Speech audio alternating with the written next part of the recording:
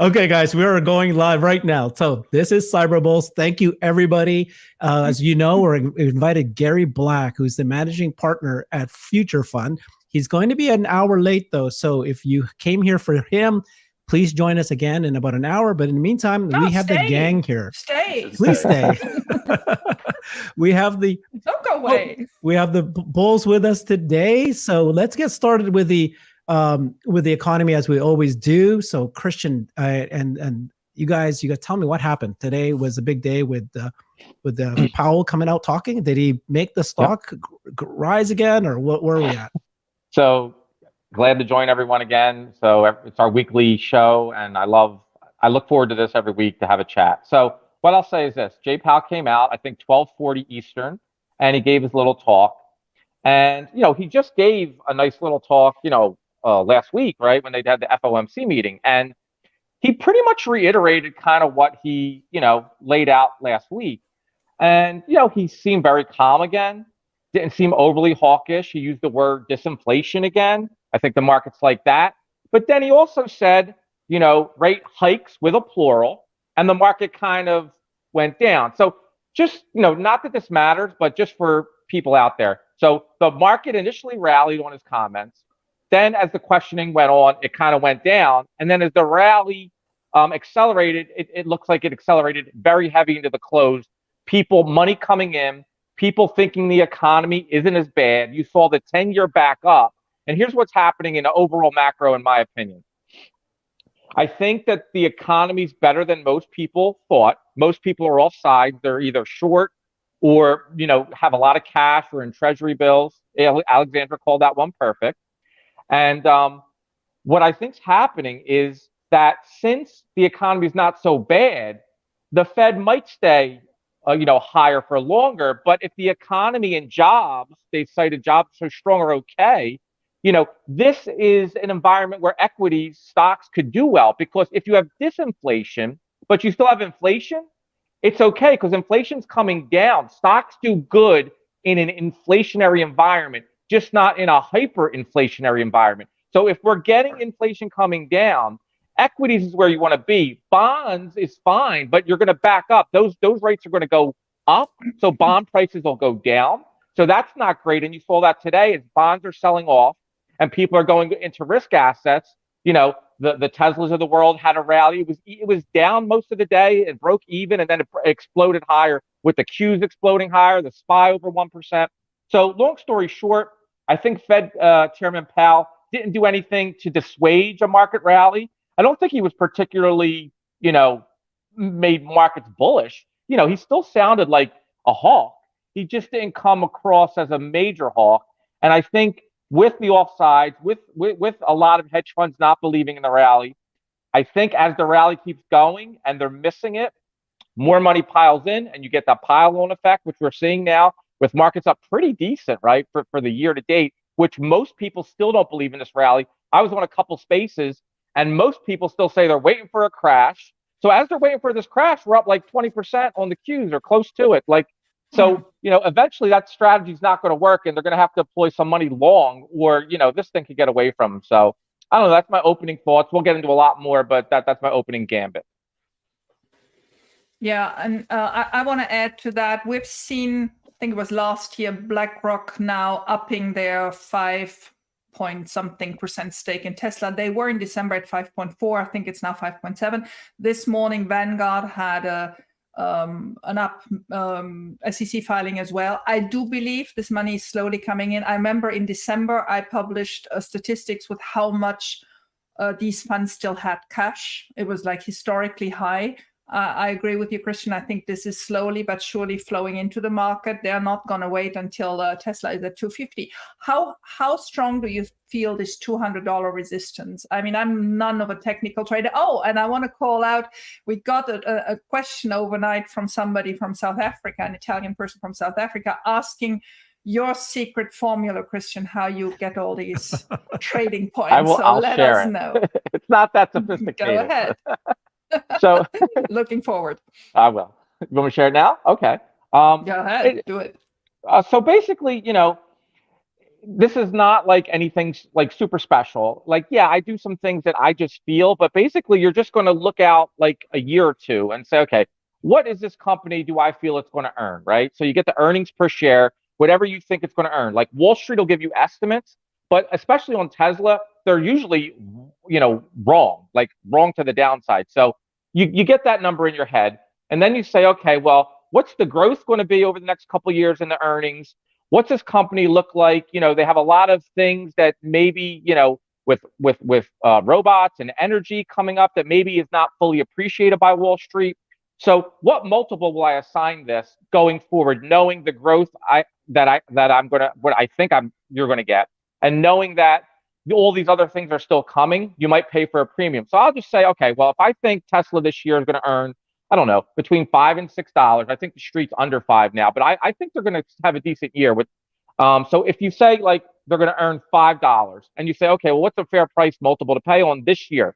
I would say, 50 is fair. So I would just simply multiply 5 times 50, right? And I would get 250.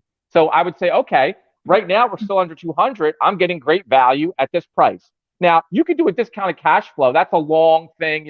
Go 10 years out and discount it back. That's fine too. But if you want to just know a quick little way to get some value on any stock, you could just but you have to be careful because sometimes price multiples and PEs, if the earnings are decelerating and you don't know the story, you're going to get tripped up. Or if the earnings are accelerating very, very strongly, that it could make it look expensive when it's really cheap because it's trading 60, but they're about double earnings. So that means it'll trade 30 next year. So it's not like a perfect, it's just, you have to understand your stock and your company, but it's just a quick way in your head to just say, hey, what does this look like in a year or two going out? And it's basically just using a price to earnings to growth multiple called a PEG ratio or just a simple PE, and you can kind of just get something in your head. So that's all. Let's go down the list of the speakers here and get everybody to tell us what is your earnings estimate for 2023 and what PE would you say is fair? Go ahead, Alexandra. Well, I'm above $6, but I'm also, I'm very careful with giving my estimates because I'm such a chicken. I have to always admit that. So I'm certainly not the right person to give you a short-term outlook on the stock. I'm not a technical trader, and I'm not looking at this from that perspective. I'm actually just looking for windows when I want to enter the stock because I'm dollar cost averaging into it, and I obviously would try not to buy at the highest, says the lady that bought about $400, right? So you see how good my strategy is. It's actually very bad. So I still think they can do over 6. I was doing an analysis yesterday about GM, Ford, and Tesla's advertising budget, research and development budget, and profit per car. That was last year. I think they're going to do as well. When I hear people saying, yeah, but they just slashed prices. Yes, but they will also increase the number of cars. When you do that statistic, obviously one of your key numbers is how many cars they produced and delivered. So I'm still very positive over $6. Now for the multiplier, the funny thing is I was very, very comfortable with a multiplier of 80 just 6 months ago, right? Now we've been beaten up the last 3.5, 4 months. Now suddenly 40, 50 seems like, do I really have the stomach for that, right? So this multiplier story, I know exactly where it comes from, and I know exactly, how people get there. But this multiplier story is really something complicated for growth stories. If you have a more of a value stock, and you can, I'm also helping, just for the story, I'm helping a lot of entrepreneurs, international entrepreneurs, buying businesses here in the United States. So a small business sells at a 2.5, 3.5 multiplier, right? I'm talking about a bakery or whatever. So you understand why something that is now stock exchange traded and bigger value could be at 7, could be at 10, could be at 12. When you get into the 20, 40, 50, 80, there's also still a lot of fantasy in there, right? There's still a lot of belief in the growth story and in how many years they will compress by the growth ratio. So sometimes I give myself fear, right? I look at it and I go, how in the world could I be comfortable at 80 psychologically, right? I mean, I was fully comfortable. I bought the stock at 400. And then a couple of months later, I look at the same stock and think, 40, do I really want to put all my eggs there? And of course I do, because I love Tesla and I'm committed to it. So all this to say, I'm in for for 2023, I think we can get back to 300 without any problems. I really believe so. But it will be a much more choppy road. That's why I'm always making sure people understand there's other stuff like the governance stuff and like politics and like what's else other that may still come in and make this a rough road this year. Nice. Jeff? Yeah, I just go back to fundamentals with the EV adoption curve. I keep coming back to that.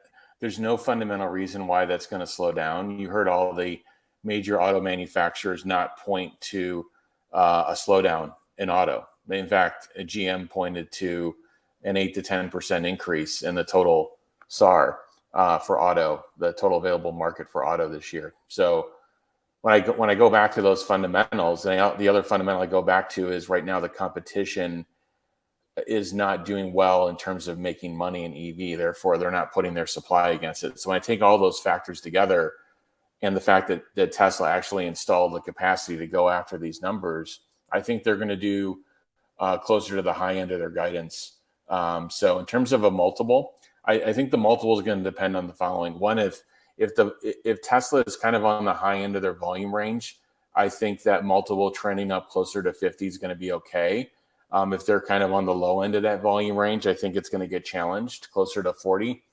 And if mega packs start making more of a meaningful experience, I think people on the street are going to start waking up that this is potentially the AWS equivalent to Tesla. And now you've got this whole other growth, piece coming to this company that wasn't even accounted for. And you start seeing more Cybertrucks in the street. So my multiple is really dependent on the emergence of new revenue streams for Tesla. And if those really start making an appearance, then I would be fine closer to even 50 or 60, because the order book for both of those products I just named goes out in years.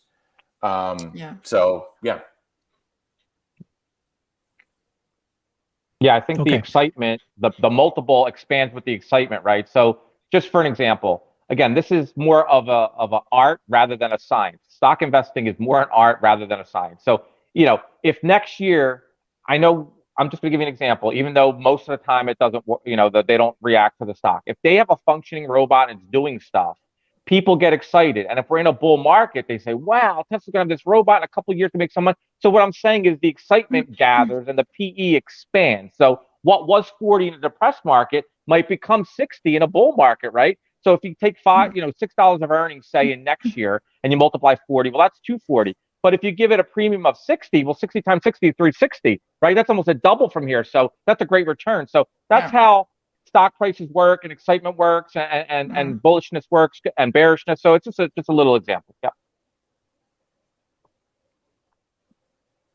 Okay. What you got, Herbert? My answer is basically exactly the same as Alexandra, word for word. You just hit it out of the park, Alexandra. Is exactly correct. I mean, I am still thinking that the earnings is what matters most. And of course, I think that earnings is completely misread by everyone. And people are now saying it's $5 because of the macro, because of the, the price cuts. I'm still thinking it's going to be around the $7 mark. And I think that that's going to be helped by some energy coming into Q3, Q4. I think that this reduction in the price cuts is going to be replaced by the IRA. It's going to be replaced by efficiencies in the both the Austin and Berlin manufacturing. It's going to be replaced by the 4680 ramp up. There's so many things that they're doing to improve efficiencies and operating margins. It's going to be cut significantly. So I'm pretty bullish. I think that earnings is still going to be 7. Now, what you said about the PE ratio, right? That it's actually based on a narrative. That part is absolutely true, right? It's going to skyrocket. It's going to fall based on whatever people think it is, right? But at the end of the day, right? I love what you used to do quite a bit, Christian. You always compare it to the other companies. And so take a look at what PE ratio is being applied to, like your favorite Chipotle, right? Yeah. Your point being that this is a retail, a restaurant that is giving ridiculous PE ratios, and what they're going to invent a new burrito, or what is going to happen, right? It's like they can only expand so fast and so much. I think that people thought that, well, it's macro, so people will still keep eating. and they're not going to get hit hard, but still it's ridiculous, right? So Yeah. as a beta stock, Tesla and Apple, they get hit hard, and then it goes back. And so I think, right? So the PE ratio could change. I'm still thinking it should be around the 40-50 mark. I'm not budging from the 50. And I don't know, right? Like Alexander was saying, it's like, who knows what's going to happen this year? But I think a fair PE on, just like the way Tesla kind of sells it, right? Every year, not every year, but on average, we should be growing at the 50% mark. And I think that's kind of a good indication. Yeah, and just to get a little more granular, so I love what you said there, but just to give a little bit more context to the Chipotle thing that I use.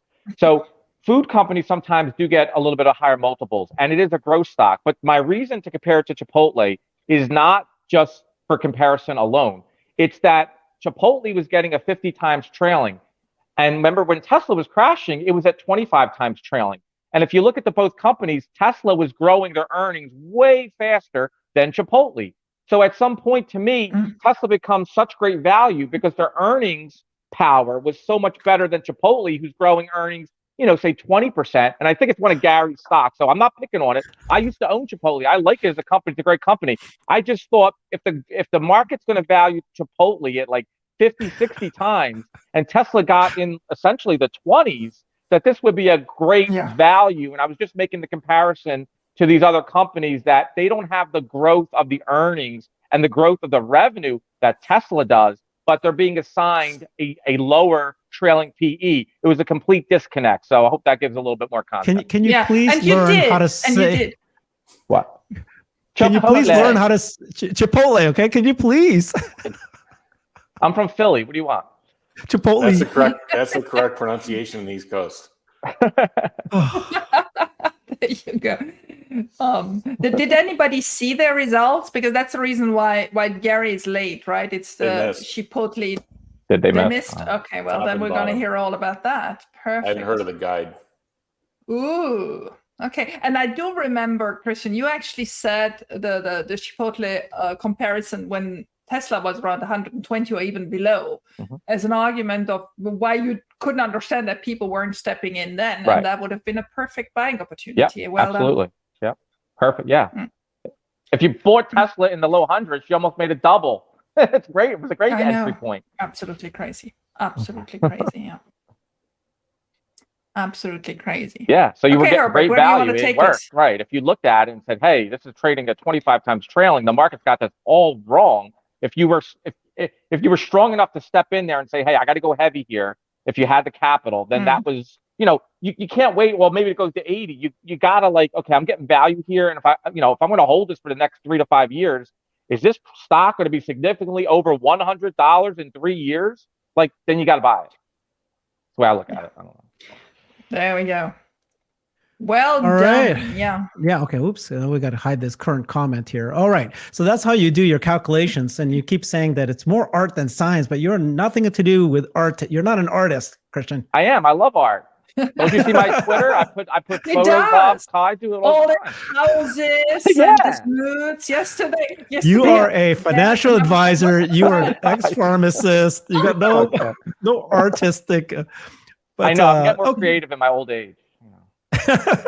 Especially in the evening. Watch for 7-8 o'clock Pacific, and there he suddenly gets hardy. All right. So so you guys are still keep telling me, right, that Tesla stock, specifically getting back into that topic, is very much tied to the macro environment. So we have seen it jump from 100 to 200. Now I already can hear Christian telling me that is why it jumped, because of the macro, but it hasn't gone past the 200 mark. It's kind of trying to do that, but we're still continuing to get good news about the environment, the macro environment. Why is it not coming back, jumping up? Let's say my argument would be, if you told me that the reason it fell from 300 to 100 is because of macro, as per Elon, why didn't it go back to 300? Well, I'll go real quick, and then I want to hear what Jeff and Alexander have. My opinion would be the fundamentals didn't change, but the environment changed. So interest rates went up, so that means they got the discount rate goes up, so the discounted back is higher. So the growth stocks, since they're long duration assets, they're worth a little bit less. And you have to remember, Wall Street, if they're right or wrong, it doesn't matter. They were at like 6+ for this year. So with the Elon's comments of maybe whatever, he was talking about on the Twitter space, and that growth might be slowing a little bit and price cuts, the earnings come down. So Wall Street revises the earnings down. So not only do you get a lower multiple in a higher interest rate environment, remember, we were near zero, and now the earnings estimates are coming down. So if you just do a quick, off the top of your head, well, if earnings are coming down and the interest rates are going up, which is bringing the multiples down, then you're going to get a lower stock price. So, we've recovered a bit, but remember, when we were trading at those high valuations, 1.2 trillion, I was a little uncomfortable at that high level because we were literally trading at a 150 PE, from my recollection. And as the Fed was going to come in and raise interest rates, I said this before, you're going to maybe get, I don't know, you're maybe going to get a multiple contraction on that stock, right? Because the things aren't going to be as rosy. And that proved out, right? It's been a little bit more of a challenging environment for Tesla overall over the last 6 months. Even though the business is still doing very well, the valuation came in because of numerous things. But one of the things were the macroeconomic environments. And I think we are going to get back up there. Who knows how long it takes, but I think we have seen a recovery now, a pretty significant one. Yeah, and to answer your question, Herbert, was it completely detached from Elon? And if it's now not detached from Elon, or if it's completely detached to macro? I don't think you can detach things from Elon. I mean, Elon is obviously still Tesla, but it has gotten a lot quieter. I don't know whether you all realize, but January has been much more quieter than it has been from October to December. No idea whether anybody told him so or whether he just felt himself that on the Tesla front, everything, had to go slow down a little bit. And so the what's happening at the moment, I mean, again, my question was earlier to Christian, is this really a hard top at 200? Because we seem to, want to go there and don't get there. But that's actually really a short-term problem, because once there are new products on the line on the 1st of March, once we'll have good deliveries beginning of April, I think we'll have a very good earnings call in April because nobody expects it.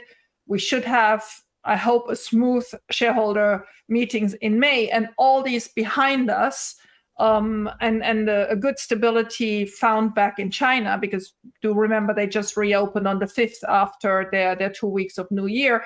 I do believe this could all smoothen out and the stock will go 250 and 300. It's for me, it's not really a matter of, today it has to be at 200 or 250. We just have to have a clearer horizon and brighter days ahead of us. Herbert, did you see how I did that? I love that. Brighter days ahead. Brighter days are here. Brighter days are here. So it's just a matter of time for the stock to catch up to that. Jeff? Yeah, I mean, I would say the magnitude of that drop in Q4 was not just macro. There was uncertainty. I would say uncertainty in hedge funds, investors, and Tesla of like, what's going on here? How unstable is this? And maybe I'll come back in when kind of all the smoke clears and the dust settles a little bit. And the markets itself, that was an unprecedented tax loss harvesting, and people, getting in trouble, with debt in the markets. So I think there was a lot of factors at play, but Tesla seemed to definitely, in terms of mega cap companies, get hit the worst, right? You can't. Sometimes people want to compare Tesla to Lucid. You really shouldn't do that. Lucid loses, I don't know, tens of thousands, if not millions of dollars every car they make, if you go through the math. So you really shouldn't compare it to them. But when I look ahead and I look at Tesla versus the other mega caps, from a growth perspective and from an earnings growth perspective, it's not close. So if you're an investor and you're looking for growth in mega caps, Tesla is showing you the way. Now, maybe at some point on this podcast, we would talk about some of the risks a little bit more, like what are the bear case? What is the bear case? What is it today? And maybe there'd be some value in doing that. But yeah, there was definitely more going on than just like, it wasn't just standard things to me happening in Q4. And I think it has quieted down significantly. And Twitter is quieted down significantly. It's just a more stable environment. The pricing moves were made. They were acknowledged by the market. They were appreciated by the market. And now what I think people are looking ahead to is, okay, what does this do to margins? And can Tesla, thread the needle and really also tell the story of like, hey, this is a point in time and we're going to be driving these margins higher again. Yeah, Okay. and I would like to point out when that happened. I think the single most important day was when Elon confirmed that for the next 18, 24 months, he's not selling anymore. From that moment on, we went into smoother weather. Okay, maybe. Okay, I got to think about that one if I believe you. But okay, let me let's talk about the products. Okay, I want to point out something and tell me if I'm wrong. Tell me if I'm wrong. See what I mean? We're all talking about macro. We're talking about Elon buying or not buying and the Twitter issues, right? Let's focus back on the products. And let me throw something out to you and tell me if I'm wrong. Since December till now in February, there, I believe, has been new information that we have heard about the products that should kind of bolster this Tesla story. Okay, so let's start with the Cybertruck. The Cybertruck is been late. They have, well, first of all, December, they actually launched the Semi. And then in December, while we think that Cybertruck's been delayed, but he's confirmed it's going to be 2024. Whether or not you think that's a delay or not, it's up to you. But the Cybertruck is now, we're now seeing 3 sightings. We're seeing every day something coming out, and every single day Elon is tweeting something new. He's dripping information about the Cybertruck. So this is a real product, not some pie in the sky. We have what about energy, right? So we're hearing more about energy. We're starting to, Tesla Twitter account is starting to show more information about the energy. They dropped that energy video, kind of confirm again that Lathrop is manufacturing at speed and they're going to grow quite a bit this year. There is, Tesla Electric went live in January, right? There is going to be an announcement of a the Gen 3 platform in March 1st. What else? I mean, there's so many things that have happened that has changed what has happened just even from December to now about the Tesla products. And of course, the price cuts have shown, the global price cuts have shown that the Model Y is now going to be the number one. It is ranked up. It's already number one, but it's going to be for sure the number one product, number one net new car sales for this coming year. They're going to take it over. It's pretty straightforward that that's happening. So, yeah, what's your thoughts on this? I mean, there's so many good news about Tesla's products. And there will be so many more on the 1st of March, and then I will win my bet against you, Herbert, and you will be in Frank Puppy prison for a long, long time. Exactly. Jeff wants to talk about Cybertruck. I'll talk about Megapack real quick because I've been diving into that pretty hard. So Tesla Energy, on a rough estimate, I think they did about 6.5 gigawatt hours in last year, 22. And remember, Elon's been talking about 150 to 200% growth, which 200% growth is about a triple. So if they can get anywhere near that, a 16, 17, 18 gigawatt hour of stationary storage, that would be multi-billions from where they were now. And if they could then get these margins of whatever, 20, 30, 40, 50, whatever you want to throw out there, they're going to be, pretty profitable on that division, right? So my theory is, once you go through this year, and it might be a lag, but by the end of the year, if it becomes apparent that Megapack is one of these products, that's the product that Wall Street could see. It'll be in the financials. You'll see the deployment. You'll see the margins on energy. If they can get their head around that this is a profitable business, then they could start valuing it, right? Because I don't think many people value it. Many analysts go into it. So if you have a new business, even if it's still small a bit, but if they're making $3, $4, $5 billion, say, in profit, and then you can then go to the auto business too. Well, now you got this addition to the core business that everybody knows about. And that just makes the valuation even more compelling and the story going forward even more appetizing for a lot of investors. So, Jeff, do you want to talk about Cybertruck a little bit? I know you're pretty good on that. Yeah, I mean, there was planned production, in the middle of this year. So let's see if they're able to start getting a few more units, maybe pilot units out of the factory. That would be good to see them actually running on test routes versus just driving in the street. It has been exciting to see them just driving in the street with employees And that's usually how it starts, right? Then you start seeing more and more of them.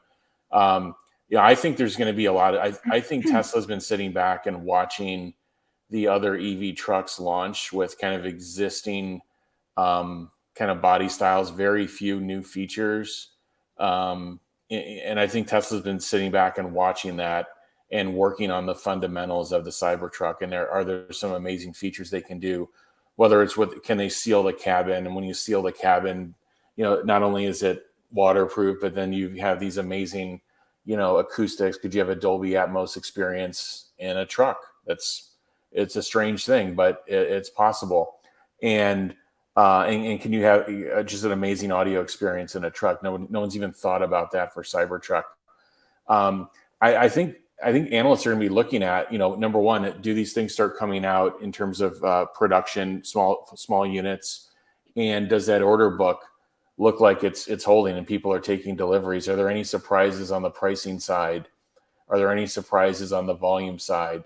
Elon did make a comment of that. It's a very difficult product to build. So the question there is, are there difficult challenges that they need to solve between now and production start? I would imagine there's a difficult list of problems that they need to solve.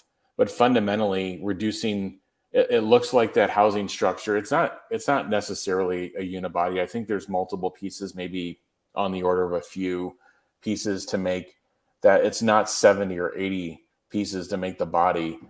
So they've made a step function down in simplicity. So I think this thing, once it gets into production, they're going to be able to get their yields up. And by the way, if you have a major yield problem on that chassis, what's different than other car manufacturers that's not painted, they can just throw that thing in there, melt it down, and make another one. I don't think people think about some of these things when they're thinking about how this thing's going to be constructed and fabricated. And so I think. And do you believe, Jeff? Sorry to interrupt you, but do you believe when Elon says that it's so difficult to build that Cybertruck? I mean, I look at that at that tweet and I'm going, really? I mean, remember 2-3 years ago when this whole Cybertruck story first started? It was all about how efficient it's gonna be and how well it will be produced and how quickly it will be produced. Steel in, car out, quickly. So I'm a little bit surprised that suddenly it's, oh my God, such a challenge, so complicated, wait, takes time and all that. It just seems a different tone. And I'm not sure if it's sandbagging of it or if it really is that difficult.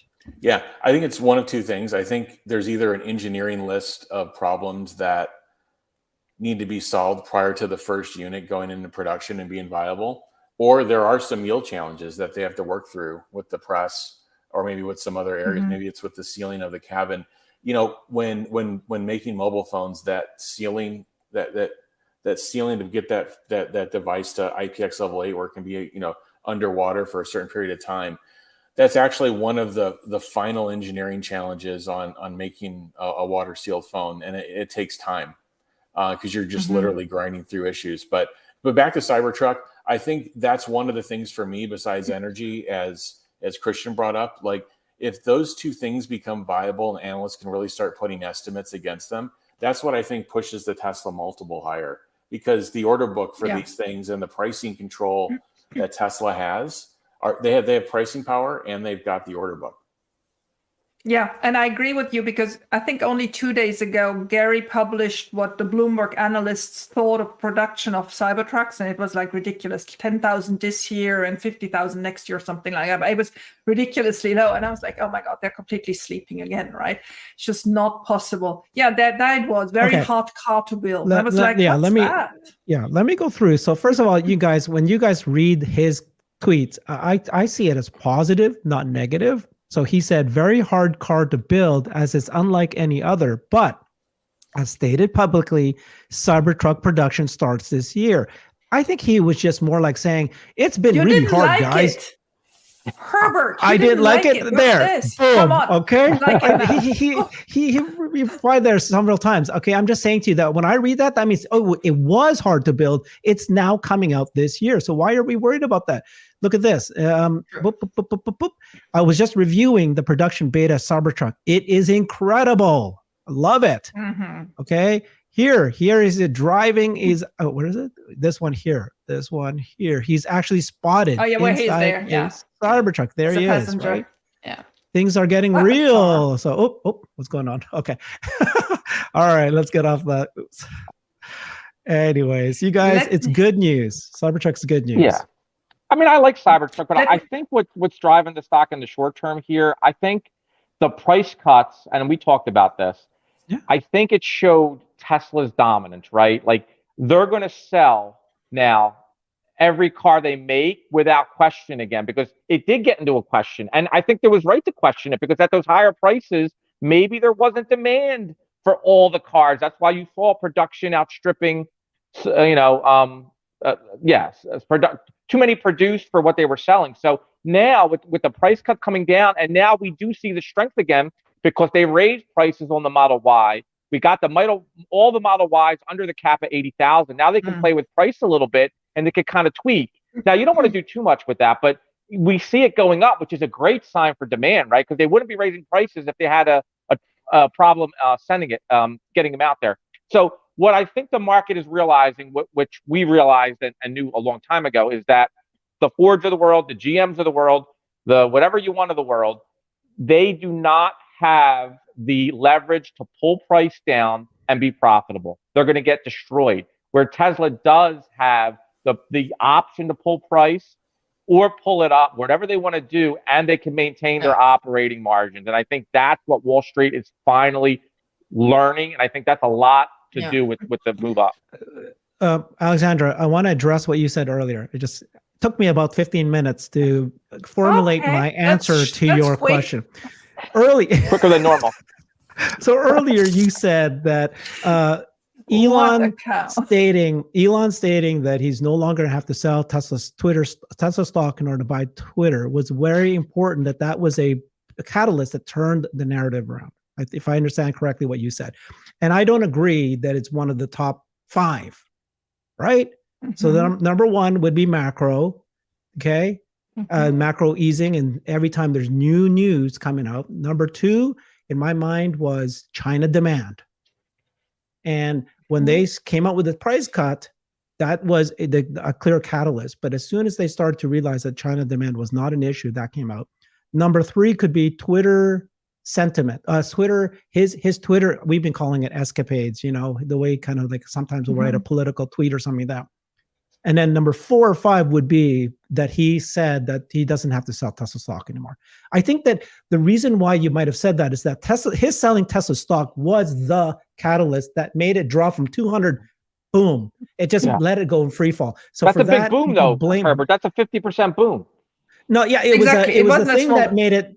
It was a thing that made it fall, and then there was nothing to hold it anymore, so it just kept falling because of that. And obviously you don't consider that what would happen if that would happen today again. Just imagine if tomorrow morning he was selling again, that the whole confidence was gone. So I agree with you. It sounds like it's No, it would, Herbert. No, then the story gets messed up again because it's a supply and demand. Too many shares. Okay. No, you're wrong on that, Herbert. You're wrong on that. Let me explain. Go ahead. If it was at 300 and then he sold the stock, it might fall, but it won't fall that much. But it was because it fell from 300 to 200 of all these negative news and all these things happening. Then he sold it, and that just took the rug under the thing. If he sold today with all this incredible news about the China demand and the IRA and all these wonderful things, it will cause it to fall, but it won't make it fall back to 100. I agree with Alexandra here, and I'll just let me give you my little bit because I feel strongly about this. Herbert, in the short term, the stock is a sentiment machine. Like if Elon came out tomorrow and sold all the questions, all the CNBC, why is he selling? He doesn't believe in Tesla. And then you just have the mechanical effects of more shares hitting than are able to soak it up. So you get a price decline. Then the next day they say, why is he selling? Obviously, Twitter's in problems. He needs the money for Twitter. That's going bankrupt. He's going to have to sell more next month. Don't you see the story starts to just roll again and everybody piles it down? You can't have it. You can't have it. And he won't do it. That's why he said it. There was actually no reason why he would have had to say it. He went on that space to say this one phrase because he had thought it through and wanted to put it out. And he actually said it multiple times so everybody heard it. So, oh my God, Ryan, don't do it. Did you hear Elon say, And I love this line. He tweeted, I had to sell Tesla stock and I didn't want to, I regretted it. I had to sell it low. That was a great sign that he believes in the, we already know this, but what I'm saying is he didn't want to do it. He didn't want to do it. He wished he could do it now at, at much higher prices, but he didn't know. What I'm saying is though, Herbert, long-term, you're right, but short-term, you're wrong. Okay. If you want the stock to go to 300, if you want the stock to go to 300, you're making me mad. If you want the stock to go to 300, you can't have Elon Musk sell shares tomorrow. You can't. No, it's not just him selling or not selling. It's not just him selling or not selling. It's the reason why. It's very obvious for most people when he was forced to buy Twitter after a lawsuit that happened. He had to rush to get money to pull out. He had to sell his Tesla stock. No matter how incredible he thinks it's going to grow, he needed to sell for that particular reason. It wasn't for if it was, if it was willy-nilly, he goes, oh, there's a brand new company that he wants to start, and he's going to pull out 10 billion. I'm not going to talk That's anymore an issue. about this. If you agree with Herbert, go ahead. I just need to hear from you. I just think you're speaking in everybody's speaking in magnitudes. It's a huge Jeff. I mean, it's just everyone's speaking in different magnitudes. Of course, the stock, if he sells tomorrow, the stock's going to sell off.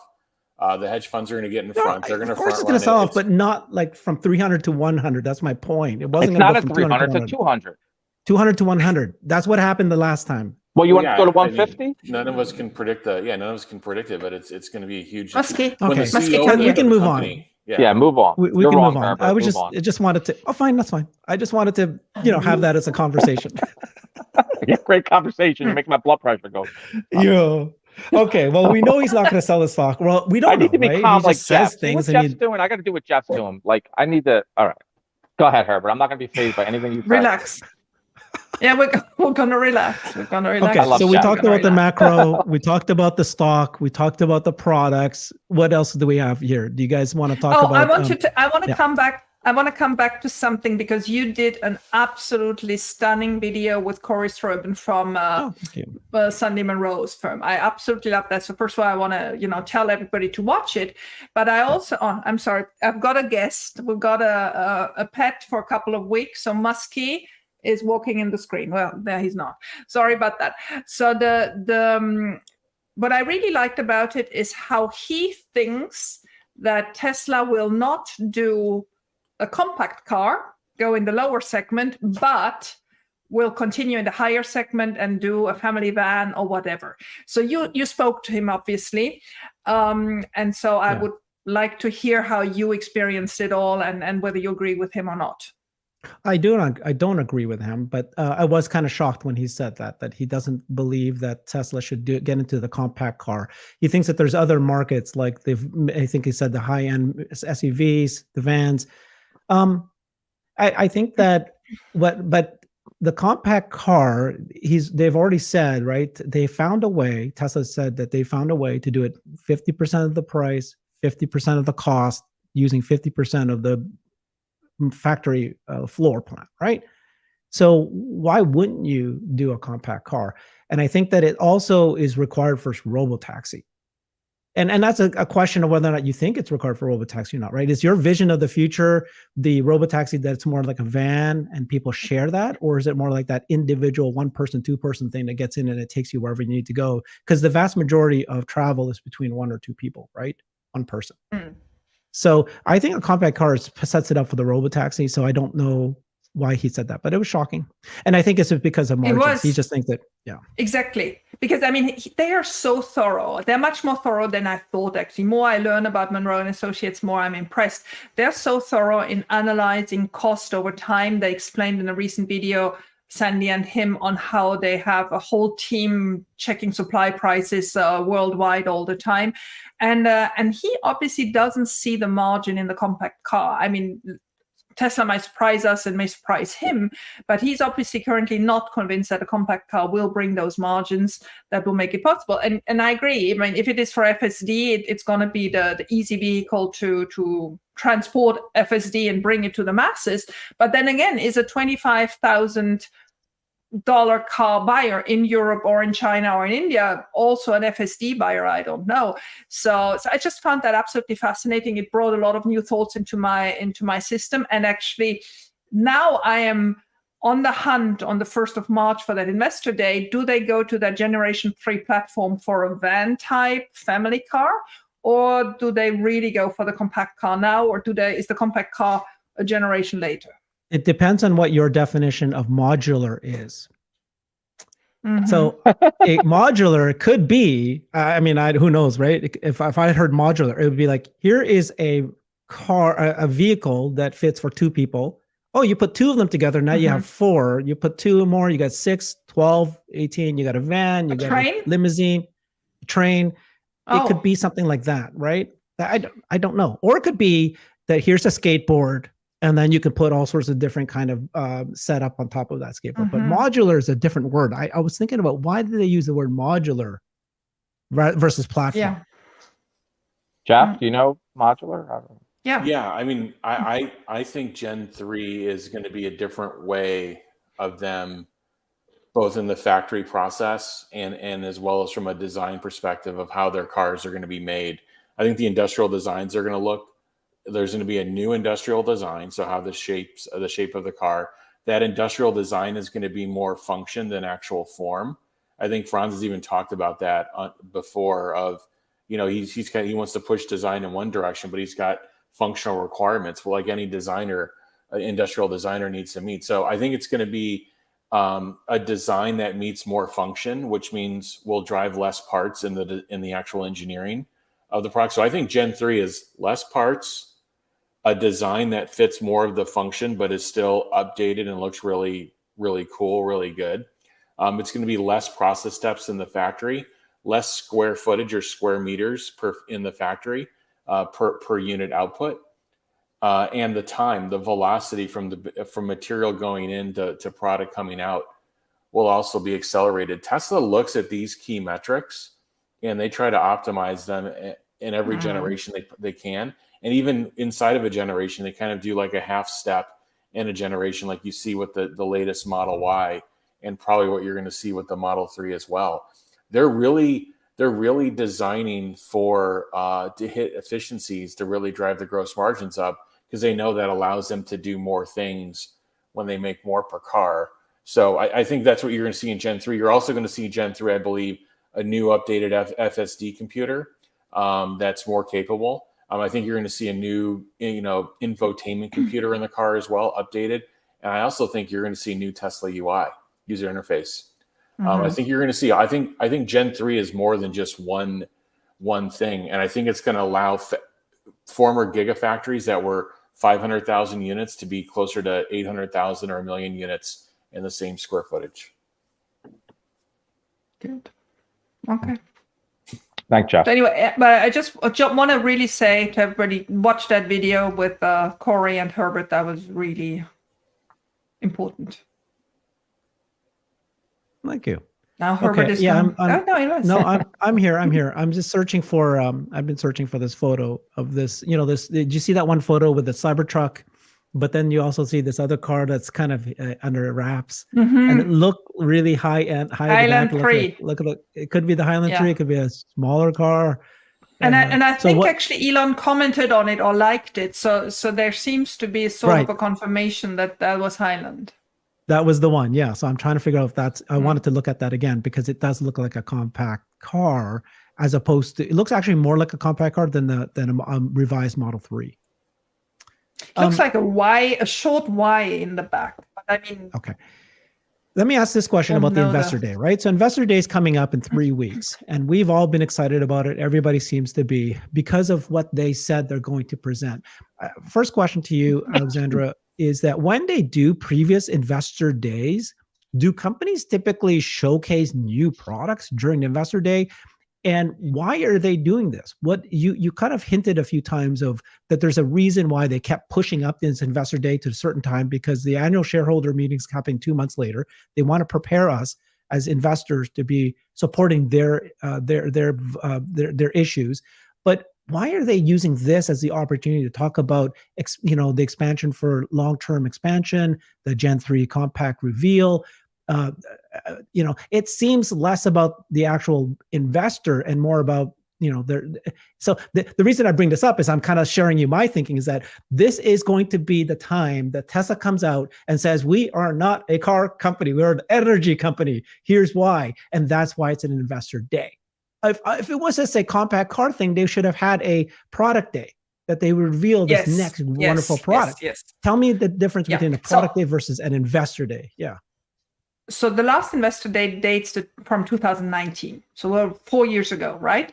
And in the meantime, yes, we had days. We had battery day, we had AI day 1, we had AI day 2, but which were really very product specific, going to the rabbit hole, more of recruitment events where they really were looking to impress people to then apply for jobs with Tesla. Investor day has a completely other lens on it. And for me, and I know the comments are going to go off now and shoot me straight away. For me, this reminds the times when Tesla still had a comms department, right? When you have a comms department, they usually push management to do investor days because those people work with investor relations and hear what investors want to hear, need to hear, be reassured about. And that's what happened from, I think, 2017 to 2019, that there were regular days of updating investors. So what does that mean? It means you typically have the Wall Street analysts going there. You may have some of the very large investors invited. You may have some of the, influencers or whatever other people invited, but you have less of a product-specific audience. You have more of an investor relation audience there. What makes me think that that's the case is two things. First of all, beginning of January, the mood was still so-and-so when they announced that. They announced that together. Was it with the delivery numbers or was it with the earnings? But it was at the moment where other things came out as well, and then they announced that. So exactly, with the deliveries, which were not so glorious. So I felt it was a little bit damage control then. And now seeing who is invited, because Pierre Ferragut yesterday posted, if people are in Austin, I would like to get together Wednesday afternoon after the event, which obviously I jumped on. Could have not missed that one. Haven't heard back from him yet, but I would love to meet up with him. So when you see that, that means the analyst, the Tesla analyst, those that ask those questions in the earnings call, right? Those that are familiar with Tesla have been invited. Otherwise, Pierre wouldn't come out and say, look, I'll be there. So the agenda is, look what we have lined up. These are the future products. It's not, let's go in detail how wonderful the this thing or this corner from the Cybertruck or this whatever from the Megapack is. It's really much more about the whole product set up in a year, maybe in 3 years, maybe in 5 years, lay it out again, make it understandable to Wall Street, not to the typical AI person, not to the typical battery person, not to the typical very deep down FSD, robotaxi, dojo, or whatever person, but to the Lemlings of this world who have to carry this to their investors, who have to go back to Wall Street, write their reports. And the interesting part in there was, remember, they said Generation 3 platform, but they also said capital allocation. For these Wall Street guys, for these analysts, it is really important what happens. They may talk buyback at that moment, why they do it, why they don't do it yet, when they will consider it. So there are a couple of buzzwords that probably the Tesla fan community on Twitter cares less about, but Wall Street, big investors do care about a lot. And so this will be less, I still hope it will be very, Tesla-like. Elon is not going to suddenly put a tie on, don't worry. But it will be more of a classical investor relations event than what we're used to from the last 3 years from Tesla. Do you want to make another bet? Alexandra? I will win them all, Herbert. It's not because I lost the last two. Okay. The bet I want to make you is this, okay? When you said that they're going to talk capital allocation, which is what they said is one of the things they'll talk about, you did say before that there's all sorts of things that capital allocation could refer to, of which one is a buyback, right? My belief is that it's not going to be about the buyback. And what I think it might be is is that they're going to make a big statement. They're going to say, and I'm just pie in the sky, guys. This is a total pie in the sky optimism me. And I'm just like, woohoo, I wish this might happen. They're going to say, we are an energy company. We're going to now invest heavily to have a global impact in sustainable energy. We're going to create, 2 megapack factories, two semi factories and 2 more gigafactories, blah, blah, blah, blah, blah. And this is going to require lots of money. We have tremendous amount of cash. We're going to borrow money now to make these investments, or that they don't necessarily have to borrow, but that we're going to make these investments. Herbert, here's the bet. I'm going to set up a bingo card, 5 times 5. You do yours, I do mine, and the first one that has a row won. Shall we do that? And buyback. What are you talking about? What words that they'll say? What the words that they might say? Buyback will be my center word. Yeah, it won't even appear on my bingo card. It won't even be there. There you go. That's my point. That's my point. That's our bet right there. Yeah. Okay, let's do it. I think they'll talk about a buyback, but I think, they're going to talk about capital allocation, right? New factories. Are they going to go into, mining? Are they going to, what is the roadmap? Yes. Yeah. I agree with you, but I don't think they're going to go into debt. They just paid off all the debt, and they just talked about, Elon talked about how crazy interest rate. I don't know that they're going to do that. Maybe they do a little, but I don't know that they're going to finance. I think they're going to try to finance it with their cash flows and their cash balance. But. Okay, where is Gary Black?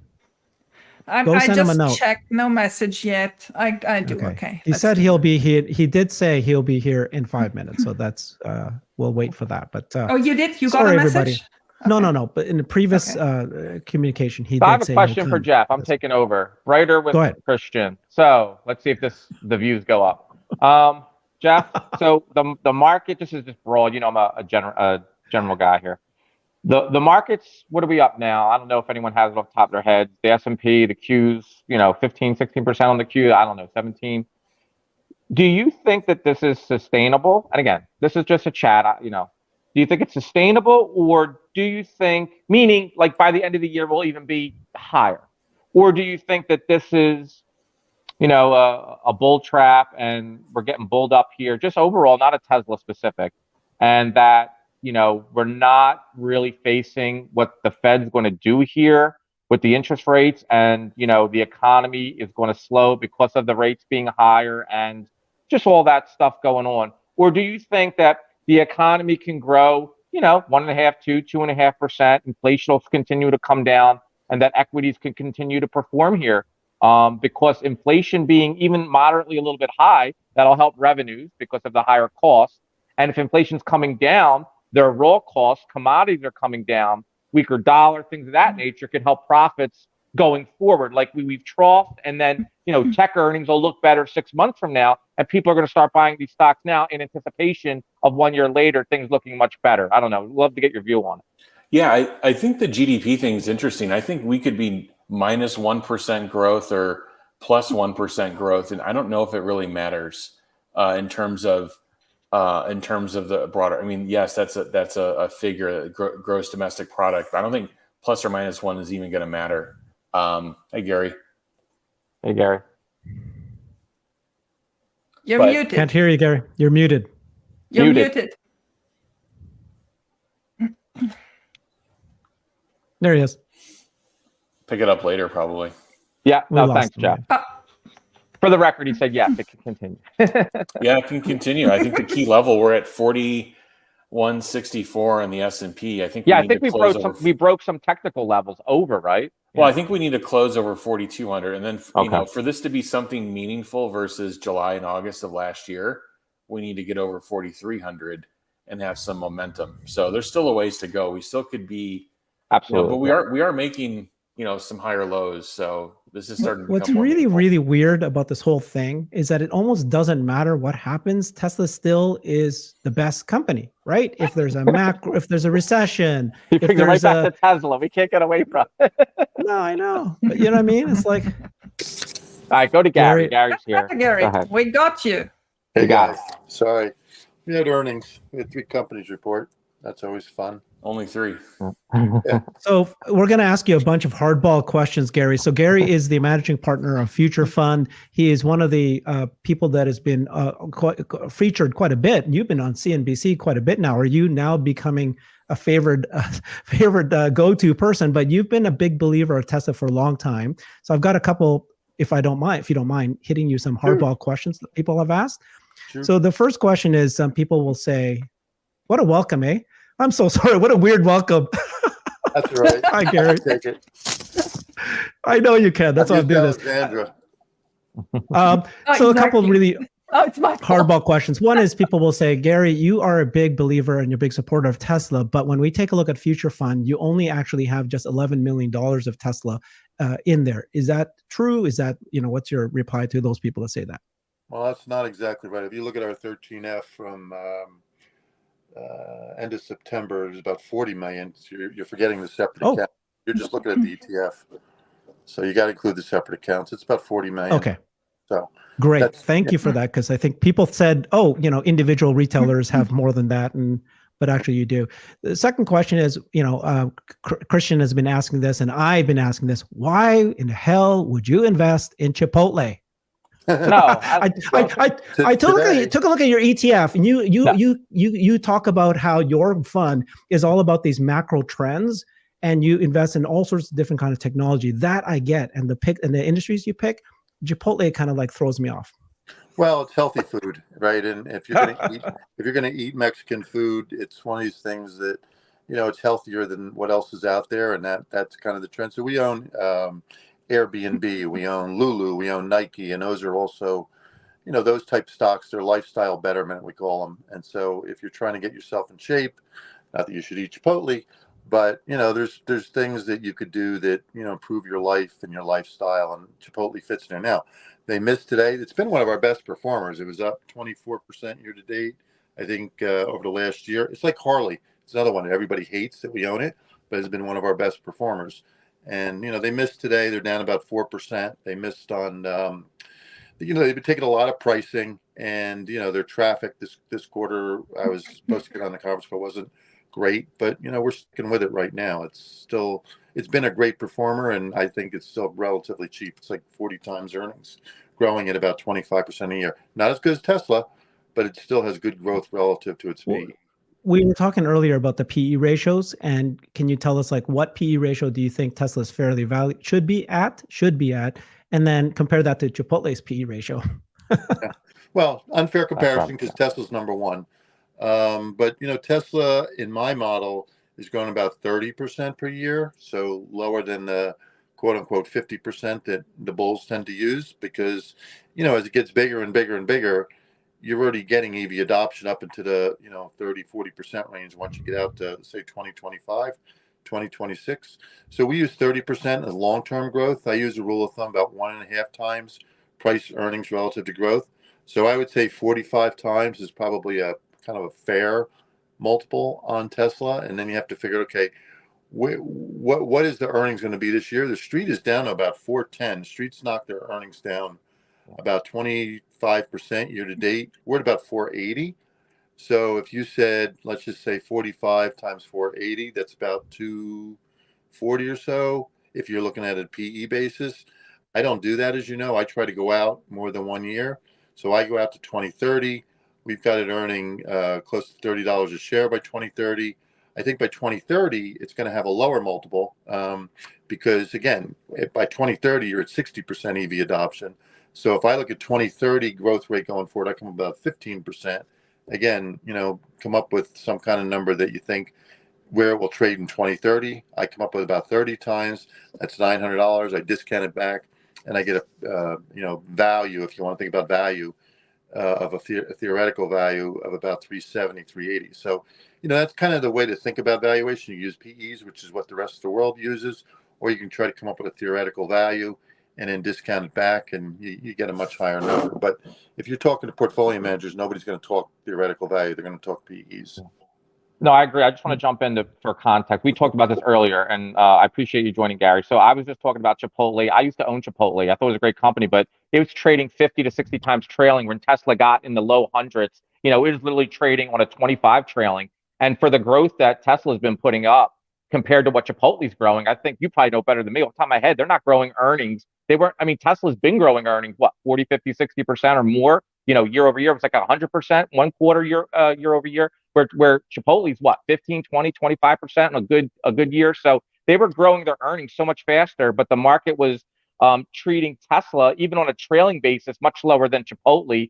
And, Chipotle, yeah, higher multiples than some food companies, and they're a great company. But what Tesla kind of presents going forward and all the other lines and the TAM is so great. I just thought there was a disconnect between the market valuation from a PE aspect on Tesla and Chipotle. So I just used Chipotle as a growth stock to throw out there, even though they're in different sectors. I still think it's a good comparable for growth.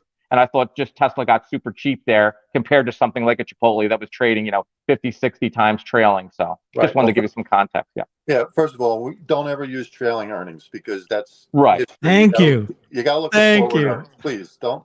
Yes. Yeah, no, I agree. I agree with you. But when people look at the stock and they see, you see Chipotle at 60, I agree with you. You got to look at PEG ratios going forward. But I just wanted to, throw that out there that it got ridiculously cheap. Because if you look at Tesla, and I think the streets, they're way lower this year. They get Tesla's estimates wrong. I've been following them for years and years and years. Wall Street always has to go higher. They're going to do more than four whatever in earnings this year. I'm pretty sure of it. I think they're going to be in that 5 to 6 range. So I think the street's going to have to chase it back up again. So, but literally, even if you do a 4 on 22 gap, if you just multiply it by 25, we were trading 101. We were literally at 25 times trailing earnings. Right. Where for a growth machine, now maybe they won't grow as much this year because of macro, but going forward, if you believe in the EV revolution and you believe energy and mega packs are going to take off and all these other side businesses, the earnings growth will be there. The revenue growth will definitely be there. And it still looks like great value here. So that's just the way I'm thinking about it. Right. So first of all, you can't have 100% of your portfolio be Tesla. You just can't. So sure. We have it right now at about 9.5. It could be higher. What would make, Alexandra always says, well, what would make you be more willing to take it higher? I need to understand that the brand has not been impaired by all the noise. And I asked them to come up with proof, and Elon came up with a kind of a crazy answer saying, well, I have, all these followers and they all must like me. So that has nothing to do with the Tesla brand. But when I look at some of the market research out there, because there's a lot of free stuff out there, you can look at net promoter scores, you can look at intent to buy, and you can see that the brand has come down. But I do think a lot of that is short term. It's not permanent. And so with all the Twitter noise, with all of Elon's right-wing tweets, with all the, stuff that happened at Twitter where there was lots of layoffs, there was a lot of noise. I could see why the brand rankings came down. Now, I don't think that's permanent, and that's why we've never cut back on our position in Tesla. We just didn't, we went heavy up on January 6th when they cut prices in China. We said, that's enough. That's, that just seemed like something that had to happen.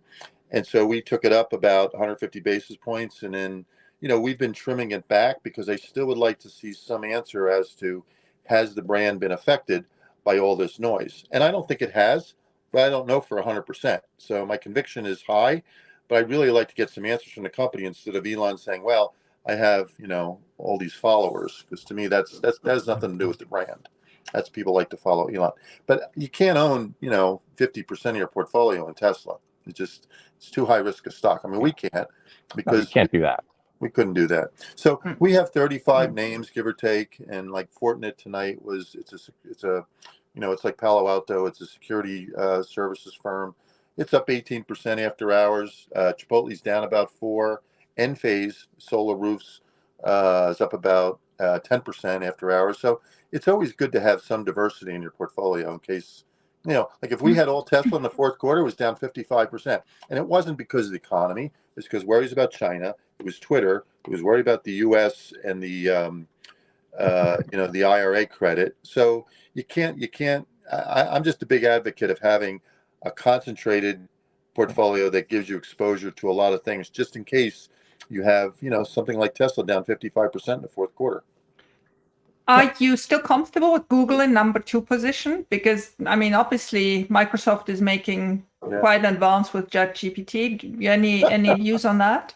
Yeah, I love it. Don't you laugh? Everybody's got AI now. I was trying to think of, okay, well, we got to make up some AI reason to own Tesla now, because that's like the new buzzword. Everybody's throwing AI around like Like have you tried it? Have you tried ChatGPT? I mean, I love it. But that has nothing. I love it. Yeah, but that's like a game. It's like playing a video game. Okay, you can say, hey, tell me a story about sheep in Montana and why they're all drinking water today on a Wednesday or something. I mean, to me that's fun. But AI is what everybody is trying to say they're doing now. So you've got Baidu, for instance, said, okay, well, we're going to do AI, and the stock was up 17% today or something like that.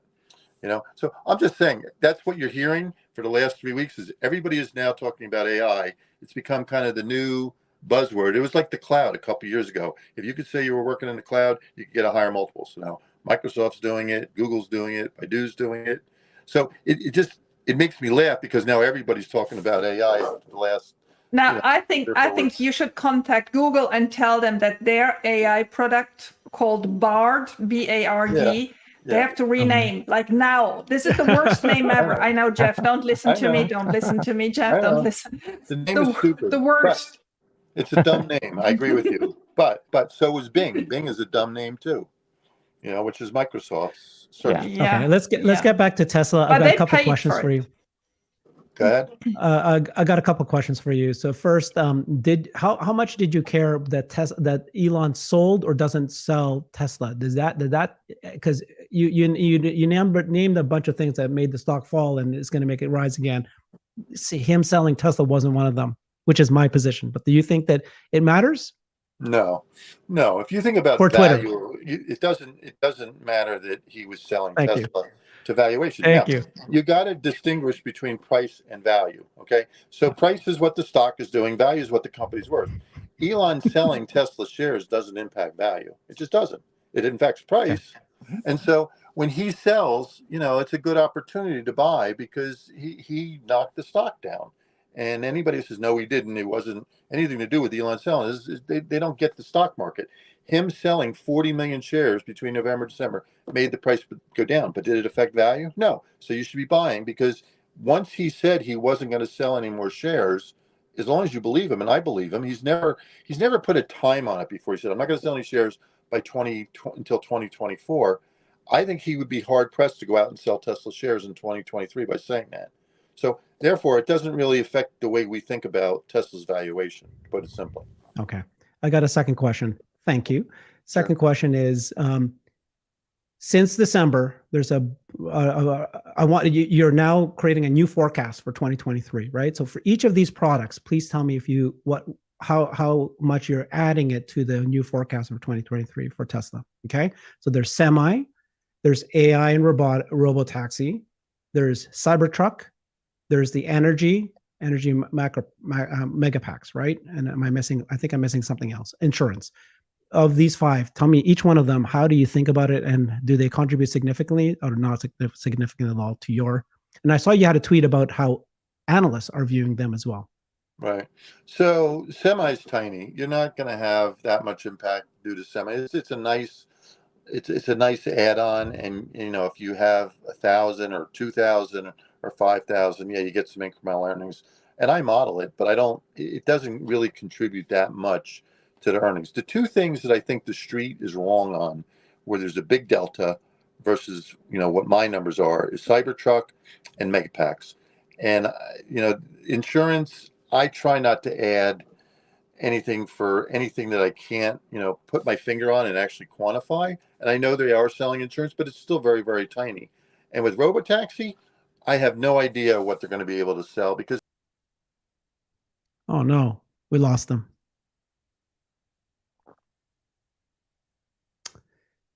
Should I take this next 30 minutes and just gloat, or what should I do for the next 3 minutes while we're waiting? You said you're both right. You said you're both right. Don't. Yeah. I'm right. That's not what I heard. Jesus. What he said was, he's back. So what he said was, look, I don't want to get back into this. You're going to make my blood pressure We'll get back go. to it later. Yeah, go ahead. Look at the recording. Okay. Go. Can I go back? Thank you. Yes. So Sure. Cybertruck, the street, I was looking at the street numbers. They go out to 2024 because 2023 is not going to be a lot. The street has 90,000 Cybertrucks in their forecast. And in 2025, they have 160,000 Cybertrucks in their forecast. I have 200 in 2024 and I have 320 in 2025, assuming that once they start making an Austin, they can get up to about 320. That may be a bad number. That difference of 160,000 versus 320,000, if you assume an average price of 60,000, 25% gross margin, that's worth about 60 cents a share, 60 extra. Okay, that's a big delta. The other big delta is mega packs, and this is where the street is just, they're not paying attention at all. And look, so many people like Matt Smith have done so much more work than I have. I would listen to his numbers. His numbers are more aggressive than mine, but the street for 2024 is at about 3.4 billion incremental on top of what they're assuming for 2022, and then for 2025 they're about 5.4 billion incremental versus where they were in 2022. And the reason it's 2022 is because they didn't have mega packs in 2022. So my numbers, just so you have them, I'm at about 10 billion incremental. So if you're using $2 million per mega pack, that's about 5,000 incremental. And then for 2025, I'm using 16 billion, which is about 8,000 incremental versus 2022. So if you go to 2025 and you say, okay, I've got 8,000 new mega packs, versus the street times 2 million times, let's use a 30% gross margin. I know people have higher numbers than that.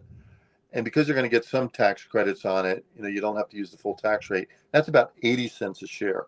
So between Cybertruck and mega packs, I've got about $1.40 a share. The street is at 720, and I'm assuming come March 1st they're going to talk about both these things. And look, I saw what happened with Model Y. Elon sandbagged everybody, and then it came out early, and that was the big surprise. Model Y was in 2020, and China opened early. And so if you get on March 1st, they really lay out the case for why mega packs are going to be, let's just say, 40 gigawatts, which is 10,000 units. You could get, and they say, look, Cybertrucks will be able to make, let's call it, 200,000 by next year in 2024, because there's 1.3 million of pre-orders. That's $1.40 in earnings that the street is not modeling. And so you can talk about robotaxi and insurance and semis all you want, but those are the two things where the street is missing it. 100%. How do you think Investor Day is going to be? Is it going to be different than the AI days and batteries days? Is it like in the good old days, 2019 and earlier, where they really did this as an investor relations I hope showcase? So. Look, you're seeing the stock run up now. The stock is up. Tesla is up. It's the best performing stock, I think, in our portfolio this year. It's up 60%. Okay. So, you're seeing the stock run up now. It's up 60%, even though they took prices down. So that includes that first couple of days. Remember, they missed volumes, and then they took prices down in China, and the stock got down to 101, right? But, so since then, the stock is up, I don't know, 90%. But even with the first couple of days of declines, stock is up 60% year to date. I can't tell you how much of that is in anticipation of an investor day, but I do believe it's somewhat. So you will see the stock run up into investor day. I think that's part of the reason you're seeing it run up already, because we're only 3.5 weeks away, give or take, 3 weeks away, right? Today's the 7th. So yeah, you're 3.5 weeks away from it. And so I think you will see, as you always do, they'll have investor day and people will sell the news because they bid it up in front of it. And I think this Cybertruck timing and mega pack, we'll just call it opportunity, are to me the two big things that the street after investor day will say, oh, well, we obviously don't have enough in our models for those. And those are two things I can put my hands on. I can look at them. I could say, there's a huge unmet need for these. And I have debates with people all the time about Cybertruck, because some people just hate the look, and my partner's one of them. He can't stand the way it looks. I love the look. I think the look is just, it's like out of space, and it's got advanced design. I love the way it looks and it feels. And so I think it's going to do really well, but there are other people who just hate the look. They just think it should be more of a conventional truck. But Gary, two things. I think why you're seeing the strength in the stock, this is my opinion, is, once Elon came out on that Q1 and he said, we had 2 times the, for the production, we got, orders 2 times that, it put the demand to rest. And now I think the street's coming to the realization that Tesla, and we talked about this earlier, with the pricing power, lower or higher, they got the margins to play with where these other boys don't. And with Tesla's valuation coming down, and they're saying, okay, where do we want to go for long-term growth, right? For secular growth, secular compounder. And Tesla trading where it was is just, ridiculously cheap. And so I think when you add the energy business in, I think you're 100% right on that. That's where I'm going. And triple the gigawatts from 6.5 to whatever, 17, 18, wherever you want to go, you're going to see incremental billions of dollars of profit. And then the only other thing I'll say is when Tesla now is raising prices again, that shows investors again, okay, Tesla's got the demand because they wouldn't raise prices even 1,500 incrementally up. They're showing that the demand is there. And I think that's giving more confidence to investors that Tesla is the only one still making EVs at scale. And if you throw the Inflation Reduction Act, EV credits, for that, the 7,500 credit on Model Y up to 80,000 all units now, you get that. And then you also get, on the energy side, what is it, 45 kilowatts, whatever, something like that. So if you add everything up together and you look at everything, you say, wow, when Tesla was, a $350 billion valuation, this is great if you're going to hold Tesla for the next 3 to 5 years. So I think we still have room to run here because there's no one that can really compete with Tesla. Who's the number 2 car in America competing with them? Is it the Mach-E? I mean, is it there's no one around. That's so true. Yeah. It's Tesla Y, Tesla 3, and then Mach-E number 3. But they don't make enough. Right? Exactly. Look, It's a game, set, match. Like once you start realizing that, where do you want to put your money? Like Ford lost money last year. They're net $2 billion. I know that in some Rivian, but they're not executing. Farley talked about it. If you want someone who's been executing in this tough environment, it's Tesla. And once rates normalize and things getting better, and you got all this excitement with Investor Day, I grant you, like Tesla's the place to be. Like we don't know what's going to happen, but I just think if you look out, this is still great value here. That's just my opinion. Here's the problem. If you have a $200 stock, which you do today, and you've got $4.10 in earnings, what is that? That's about a 48 PE. Okay. Yeah, but that's the street. If they do 5, then it looks much different. I know, but it's hard to get to 5. And look, Elon, who knows what the margins are going to be for first quarter. I'm assuming they're about 23. I know Matt, who did it very independently, he came up with 23. I think for the year, you could probably get, 23, 24. And so if let's suppose that's the right number, 23, 24, unless you're going to assume about 2 million units, and I'm assuming 1.9, and I know the ASP came down. The ASP is going to be 47 or 48 globally. Okay. I have a hard time unless you really, really cut back on operating expenses, so really cut back on R&D and SG&A. I have a hard time getting to, I'm at about 480, but my number really should be about 450, 460. And the punchline is, you're right. Every year the street winds up catching up, and I see it with my numbers. They wind up making fun of me, and then they wind up taking estimates up, all throughout the year. So if you're at 450, let's call it, and that that the stock's at 200, you're still at about a 45 PE, which is, I don't know, that's rich. It's very rich relative to where it was. It was at 20, 22 on January 3rd. But you're right, it's low compared to where it used to be at 100 times, but it shouldn't have traded at 100 times. Yeah, I think Q1 is going to be very interesting, right? Did they show meaningful volume growth with the price reduction? So is it something meaningful beyond the production number from Q4, something meaningful beyond the delivery number from Q4? Did they fix this delivery wave issue? And they've been taking that final month down over the last couple of quarters. So one, I think Q1's a big issue. I think for the street to push the multiple higher, obviously earnings would have to improve, but I think it's really going to come down to, is there kind of like an AWS story with energy? Is there a story with Cybertruck? I think when those two things actually become reality and there's actual real forecasts they can put against them that Tesla is lined up to, if they start actually showing this megapack factory and showing the output, I think the street can then start modeling potentially a higher multiple or just the market will put a higher multiple on the stock. Yeah, you're right. Because, when I went through those numbers before, I just gave you the earnings number. But you're right. When you think about it mathematically, in addition to showing higher earnings, it gives it a higher growth rate. And that's your point. And I agree with that. I'm just saying in this environment where you've got, interest rates at 5%, where they used to be 0, people are going to be more reluctant to put really high multiples on any stock. And you've seen all the high growth names come down with PEs. And I made this comment on CNBC. You don't see mega cap companies with 30% growth, trading at 40 multiples, but you really don't see mega cap companies trading at 40 multiples that much. That's the challenge, right? And so I agree with you that the growth rates will go up, the earnings go up, but I think it gets really hard to get a multiple above about 45 or 50 times in this environment.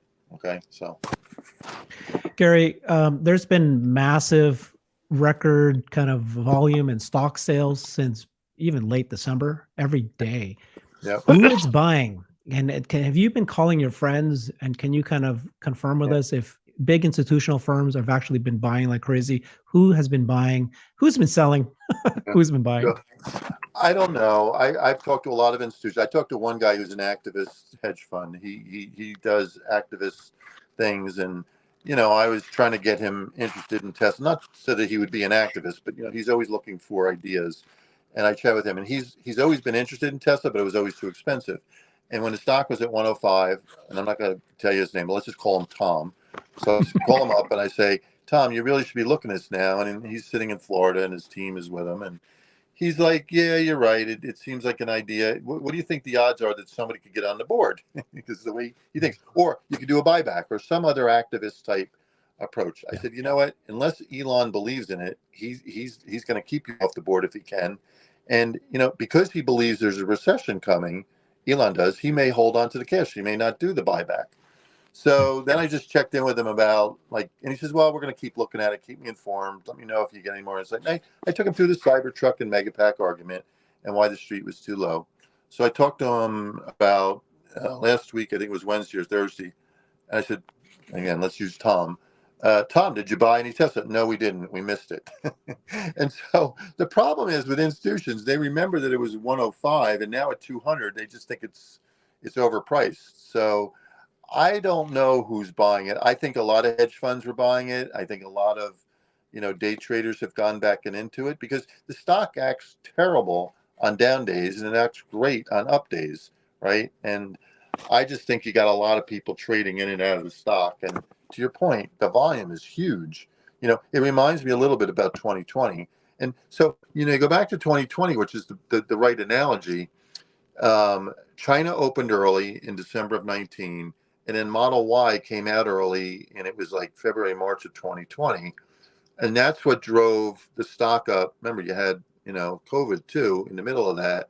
But that's what drove the stock up 740% because the estimates exploded, because China kept on producing more than people thought. And Model Y, the bears always got Model Y wrong. I remember arguing with David Einhorn about this. He says, no, it's just a big Model 3. I said, it's not. If you actually sit in a Model Y, and I own a Model Y, it feels like my old Porsche Cayenne. It has lots of room. And he says, no. And I said, I can't fit in a Model 3. I'm a big guy. And so he says, no, it's just a Model 3 on steroids or something. And they were wrong about that. Because I got that wrong. And so what's the same is Cybertruck is going to get them into a new category called pickups. Pickups are 20% in the U.S. They're probably 25% of the, we'll call it global auto market and light truck market globally. And, to me, what's going to happen is that Cybertruck's going to come out and it'll get so much interest because it's different looking. And people will go to the stores and they'll go online because they see one. They'll say, what the heck is that? Even if they don't want a Cybertruck. And I think that's what happened with the Model Y. Model Y was a very different looking Tesla. People looked and said, hey, that's pretty neat. What is it? And they go to the website. Maybe they buy a Model 3. Maybe they buy an S. Maybe they buy an X. And I think Cybertruck's going to do the same thing. It's going to have huge interest for people, and it's going to get people to go to the store, and it's going to get people to go to the website, and you're going to have a lot of interest once that comes out. How's the institutionals and you going to react when they come out with a compact car? Is that a good news or is that bad news for you guys? I think it's good news, but you can't do it until it's ready because I believe, and this is what the bears will say, it's going to cannibalize Model 3. So unlike Y, which is a big Model 3 in their mind, they're going to say this is just going to cannibalize Model 3. And I do think if they bring it out too early, like announce it, I would not announce it March 1st. Okay. I would wait until it's almost ready and then bring it out. And look, I think it'll be a hatchback. I think it'll look more like a smart car. I think it should be very differentiated from a Model 3. It should be, almost like a subcompact, not a compact car. It's like two seats. They call them the micro cars. Well, I would go to micro, but I would do definitely like, what's the, what am I thinking of? It's not a smart car. It's a little bit bigger than a smart car. It's not made by BMW, but it's related to BMW. You see them in Europe. What the heck's the name of it? Yeah. I don't know, but the Mini, the Mini they do in England. Yeah, the Mini. So my point is, they should wait until they're just about ready to introduce it to announce it. In my mind, I don't think they should do it if it's if they're not going to make it till 2025. I would not announce it March 1st, because then you're going to see some people wait for it because they're not going to be able to see that it's very different from the Model 3. And I think it's going to be a hatchback. I think it's going to be, the size of a Mini, let's call it. And, to me, it'll be huge because it expands the TAM. Same thing as Model Y expanded TAM because they went into CUVs, which is 40% of the market. Same as Cybertrucks, which is 20 to 25% of the market. To be in that $25,000 to $30,000 segment, that's nirvana, right? If you can come up with a great quality car and leverage the brand down, which is what Mercedes, BMW, that's what they've always done.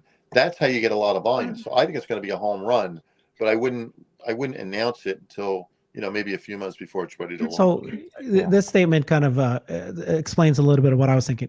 This guy says, subcreation, if they sell a dangerous microcar, it would destroy my thesis. But it's like Apple, right? When they start selling their phones and then they start selling premium phones, but also even phones that are discounted. Why? Because they've changed their business model to not be a hardware. They're now services. They're going to make more money on the services. So when that story comes out with Tesla, now it could take a couple of years, I suppose. But isn't that better to have volume, right, at that point? Yeah. Look, I think they should be expanding their TAM to all segments. So I think they should have vans. I think they should, the semi is a good addition. If they can develop a robo-taxi that doesn't, need pedals or wheels and drives itself, that would be great because it's another segment. So I'm a big believer they should expand the TAM to every single segment, because if they don't do it, somebody else will. But that said, I'm like, you asked me about robo-taxi. It's not that I'm skeptical. It's just that I'm not sure they can get, X percentage of the market, because I'm not so sure when they're going to get to the point where the car actually drives itself. It could be a year from now, it could be 2 years from now, but everybody's working on it. If you go to China, there's a lot of cars that are at the same, we'll call it, level as Tesla is today. And while, they might be geofenced, they might only work in like Beijing or something, and may not be able to work from a general standpoint everywhere that people want to go. I still worry that, they may not be the first ones out there with a general, we'll call it level 4, level 5 car drives itself vehicle. And I just don't know. I mean, maybe it is, maybe it isn't. But as an analyst, I can't count on it, so I don't put it in my model yet. Do you own a telescope? Can I jump on that one? Do you own a telescope? Telescope. No, I don't. Oh, do you not remember the comment that Elon said at the Q1? Oh, yeah. I'm sorry. That's not the way I model. And like, I know. I'm willing to put megapacks in because it came on third quarter. Absolutely. And people are buying it, and there's a wait list to get them. And so I can put that into my model, but I just can't put Robotex in because I can't model it. And I can't use, there's I'll call it the Kathy Woods approach. She takes the number of them. It's almost like a supply side approach to modeling, where you say, okay, this is how many cars there are. This is how many hours a day it's available. This is the cents per mile. But she's not talking about demand, right? And to me, you got to model the demand side of things as well as the supply side. Can I jump in a couple things in this? One is, I think they should do the compact car when they've got battery supply and they've got a service that they can sell. And I agree with Gary that to push that out there before you've got supply. Now you're going to have a waiting list for a car that may be tighter on gross margins, and you could be selling Model 3s and other cars, and that would be a disaster at Osborne them. So that's what I believe they should do on the compact. But in terms of the other kind of driverless cars in other cities. First off, if you look at the volume of cars running, it's a very, very small number. And let me explain. I don't think people explain it in these terms that I'm about to explain it in. When you look at the unit economics of those EVs, even without the driverless system, they're actually struggling. Most of them are struggling from a gross margin or profit per car perspective. If you were to look at a cruise vehicle, for example, or if you look at some of the Chinese vehicles without the driverless system, they're already struggling. Now you attach LiDAR, these higher cost LiDARs, you attach all the sensors, you have the computer inside, and you have the current drain that's on the battery that's dragging it down. Now you have a sub-performing car with a lower battery range, and it's geofenced. So I think when we look at these solutions, we have to look at them in their total unit economic view and what they can actually do. Now you can say, well, they're going to have great economics once they're out there and they're giving rides. I actually think that they're going to struggle to have something that's actually a decent experience that can run for a period of time where operators can actually make money. I think that's where Tesla's actually ahead. I think the current drain of their system and the scalability of that system is in much better shape. Is it today performing in a geofenced area in an equivalent manner? Probably not yet, but I think they're on an arc where they can get there, and the question is when. Yeah. Look, I think that Tesla's got the right approach. Starting from a generalized solution instead of geofence makes a lot of sense. Where I would, and again, Elon's much smarter than me on this stuff, and I'm no engineer, but I always thought, why not have a premium type vehicle, just like a premium brakes and premium stereos and premium leather? Why can't you have a system, and maybe this is what Cybertruck will be, that has LiDAR, has high def radar, has 12 cameras, as many as you need to get this thing to level 4 or level 5 as possible. And to me, to have like two systems, one that's again level 4 and one that is driver assist, which is what today's is, because it can't drive itself vision only. Maybe it will, but it can't yet. I don't know why they wouldn't go down that road where you have two different systems, one with, let's call it, LiDAR and high def radar, and one with vision only, and one that's driver assist and one that drives itself, if you will. I don't know what's Well, we don't have to make this into an FSD call per se, but they are doing trial runs with with other sensors. I think what Tesla's looking for is what's something that's going to scale into the 10 millions, that's going to be at the right price point, versus I'm going to design a car, it's going to cost too much, it's going to have too much current drain, it's not going to be a good experience, but over time I can make it a better experience. I think they're actually trying to get there. They're trying to get to the end solution, and they're trying to basically ship something out that's actually meaningfully scalable. Yeah. Let's move on from the discussion of FSD, autonomous driving. This is not the right group to talk about that, I think. But I did interview Corey Steuben from Monroe and Associates, and he answered the question that you just brought up, Gary. What he said, that one is the best thing that Tesla has ever done is not to have too many variants. And what Tesla will do is they'll ship a car with, hardware 3 in it, and the car does not need it because they did not buy, FSD or anything. And they'll ship it with very expensive chips and everything because having just one variant and shipping it as volume is better and cheaper, faster for the manufacturing process than trying to split it off and have this variant, that variant, and that variant. And so that's why they will likely just ship everything with everything in it and then just shut it off. And then it becomes a software driven kind of a business model, right? They turn it on, turn it off. And that product, that car that you bought could be sold and somebody else wants to upgrade it to other things. And then it's got the tech in it. And they make it up in the margins later, right? In the software. Anyways. To what extent do you see, so I got too many good questions for you, but I don't know which ones I want to ask. The first one question is, when will Tesla be seen not as a car company, and the PE will change and reflect that? And two, when do you... Yeah, PE. Sorry? The PE already is. People don't. I'm not the expert. I guess you are. But really, come on! It fell from 300 to 100, and they said that this is just a car company. Well, that's what Tesla Q said. And look, that's 12 people. Okay, this is a dead group. They're not even in existence anymore.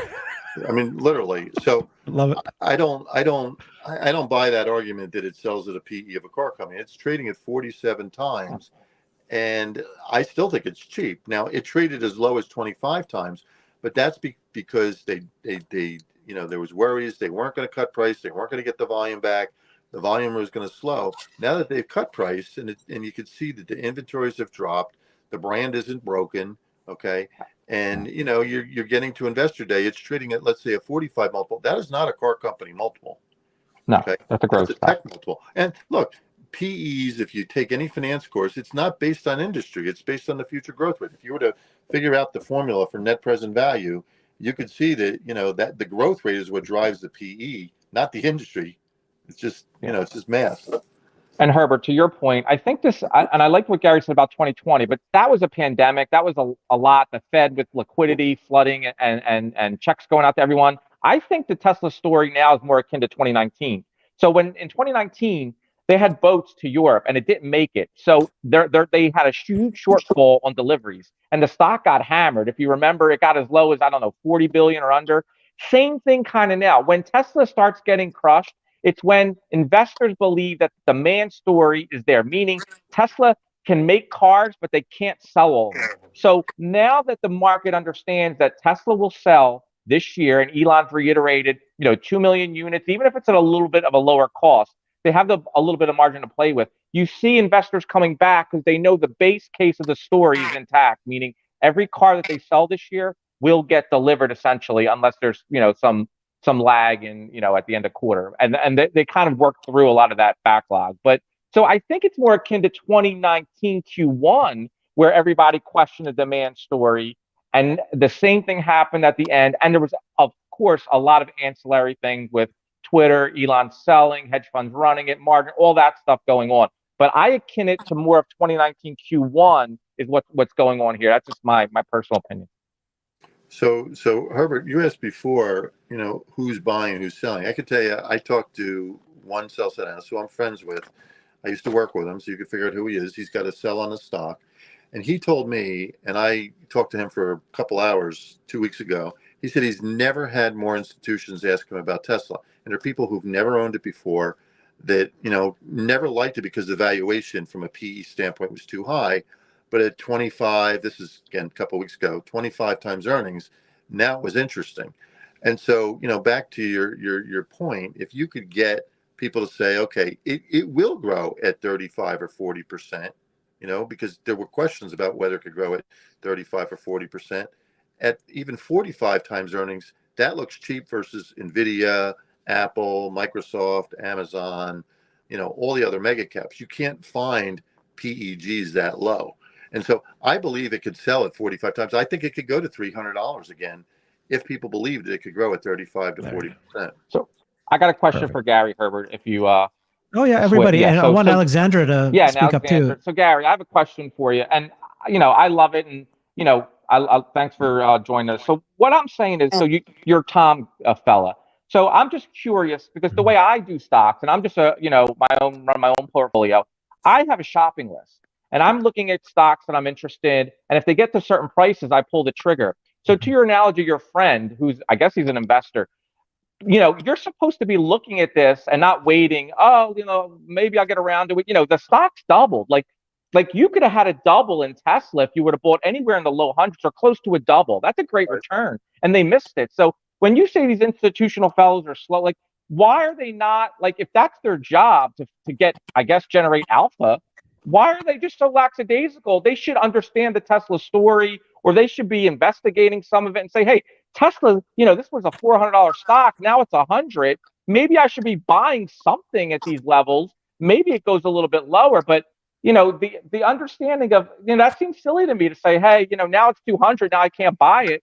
Like, give me some more color on that. Why aren't they more understanding what's happening? And then you strike when you see a deal of a lifetime or something you want to get involved in. It just strikes me as funny that they would let it go 100% off the bottom and just still don't own any of it. I don't know. Could you give a little bit of color on that? Why that happens? Well, go back to 105. Why didn't they buy it at 105? And that's an easy answer. They thought estimates were going lower. People were taking estimates down. There was all this talk about, the brand being damaged. And again, I'm not saying that it was. I'm just telling you what the street was I saying get it. and what investors were saying. And nobody knew, right? Because all people saw in the fourth quarter was all this noise associated with Twitter. People would say, okay, Elon's brand is tied to Tesla, and now Elon's brand is tied to Twitter. So therefore, Twitter's brand is tied to Tesla. And I'm not saying it's right, because to me, that's a short-term phenomena.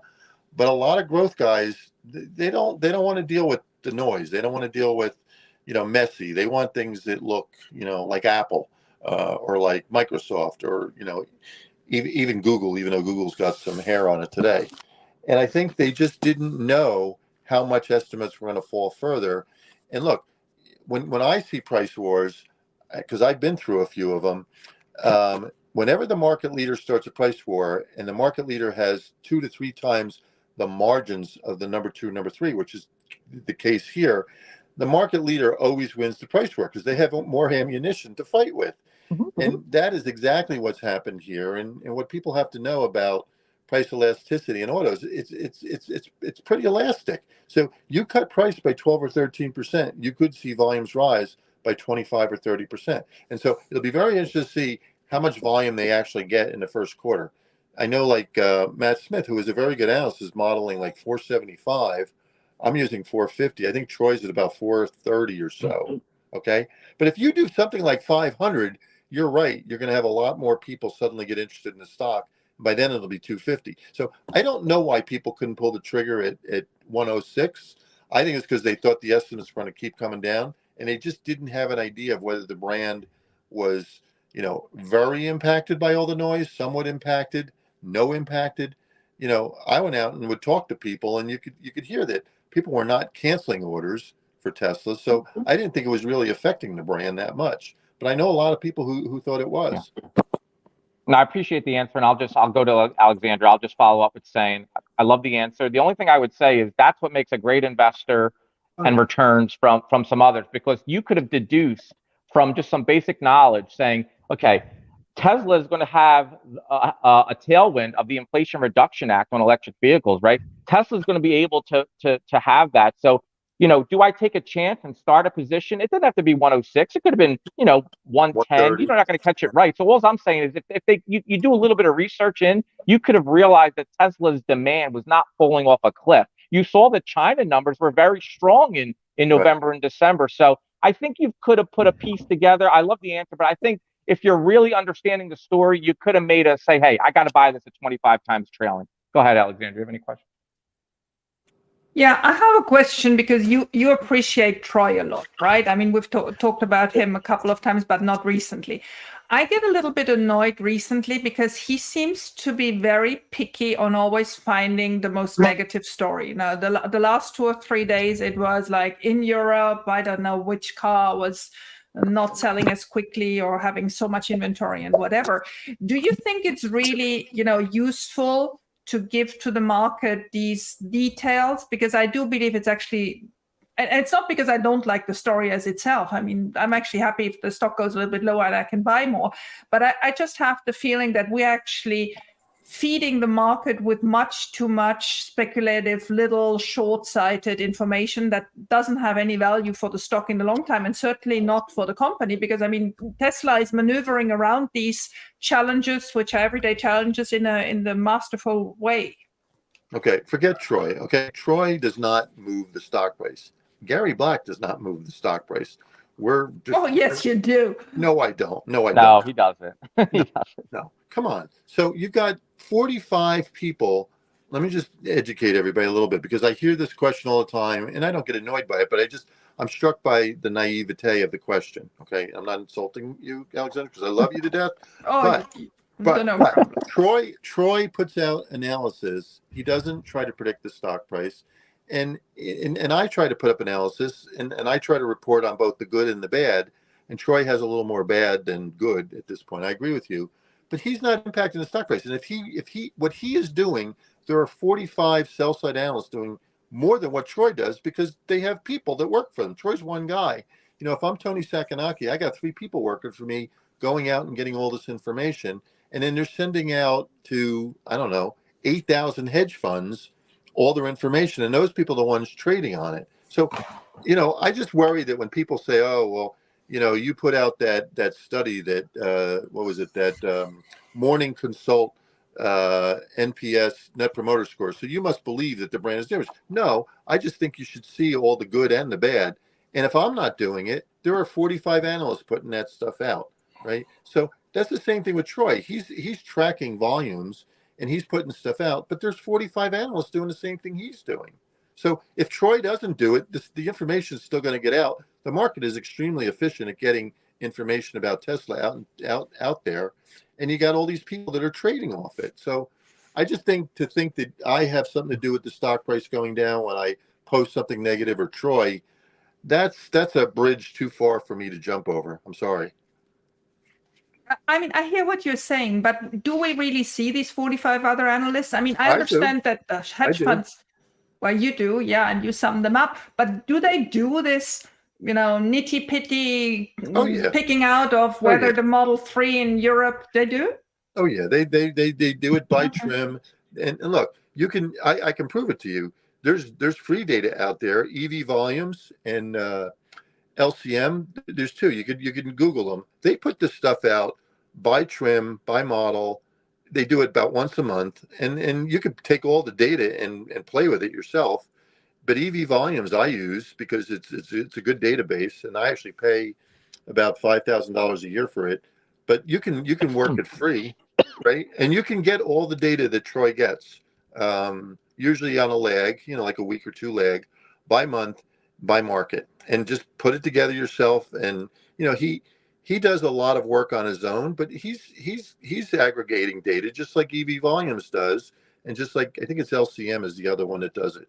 And a lot of the hedge funds and a lot of the buy side clients like Fidelity and Capital and T. Rowe Price, they pay for that data because they don't want to have to do it themselves. And they have analysts in other countries. A lot of these hedge funds, because they're earning 1.5 and 20, they'll put people in China, they'll put people in Europe, and then they'll send the data back to the guys in the US and they'll aggregate it. So I just believe that people give Troy way too much credit for moving the stock, because he doesn't move the stock. And neither do I. No, I agree with that. Tesla's market cap and the shares traded is so great that, yeah, I agree with you 100%. So I don't think that's an issue. Every once in a while, I might come up with some insight that the street doesn't have, and I'll put it out, and I can see the stock move. But it happens very, very rarely. And I think the same is true of Troy, to be honest. I got another quick question for you, Gary. So where are you on units? So we heard Elon talk about 2 million, 1.8, but we could do 2. He kind of backtracked on, well, he lowered expectations and then kind of defeated it a little bit. Yeah. Where are you at, and where is, just for the audience, where is Wall Street consensus at right now for units for 23? Okay. If you have that, I don't know. I know what I'm at. I'm at 1.9, and I'm at 450 for first quarter. But I think first quarter could be higher than 450. And 1.9, I think I'm going to stick with 1.9 for now, because China is the hard one to predict, because I just don't know how bad COVID is and how bad the economy is in China. But as you know, that's the largest market right now, and you got to get that one right. So the street, I could tell you, is at 1.865 for the year, and for first quarter they're at about 430 right now. So okay. So they're pretty low for first quarter. That could be a beat. Yeah. And so I think as a catalyst, and again, we're going to have the March 1st Investor Day before we find out first quarter volumes. If they give any hint about what first quarter volumes are doing, and a lot of times the last month of the quarter is the biggest month, so I don't think they will give any hints. But, if people got the idea that the volumes were going to be at least 450 for the quarter, and if they, give some hint that they're going to get it up to close to 2 million for the year, stock's going up from where it is today. I can tell you that. Gary, so let's address some of the shorts, the Tesla shorts, and some of their arguments, and love to hear your reply to them, right? So Jim Chanos was debating Ross Gerber. His main point was China, too much dependence on China. Anything can happen in China. Factories can be shut down. 40% of the revenue is all based in China. And the second concern, of course, we keep hearing is the competition is coming. What's your answer to those two? Well, Elon's got a very good rapport with the leaders in China, and he's been operating there for a few years now.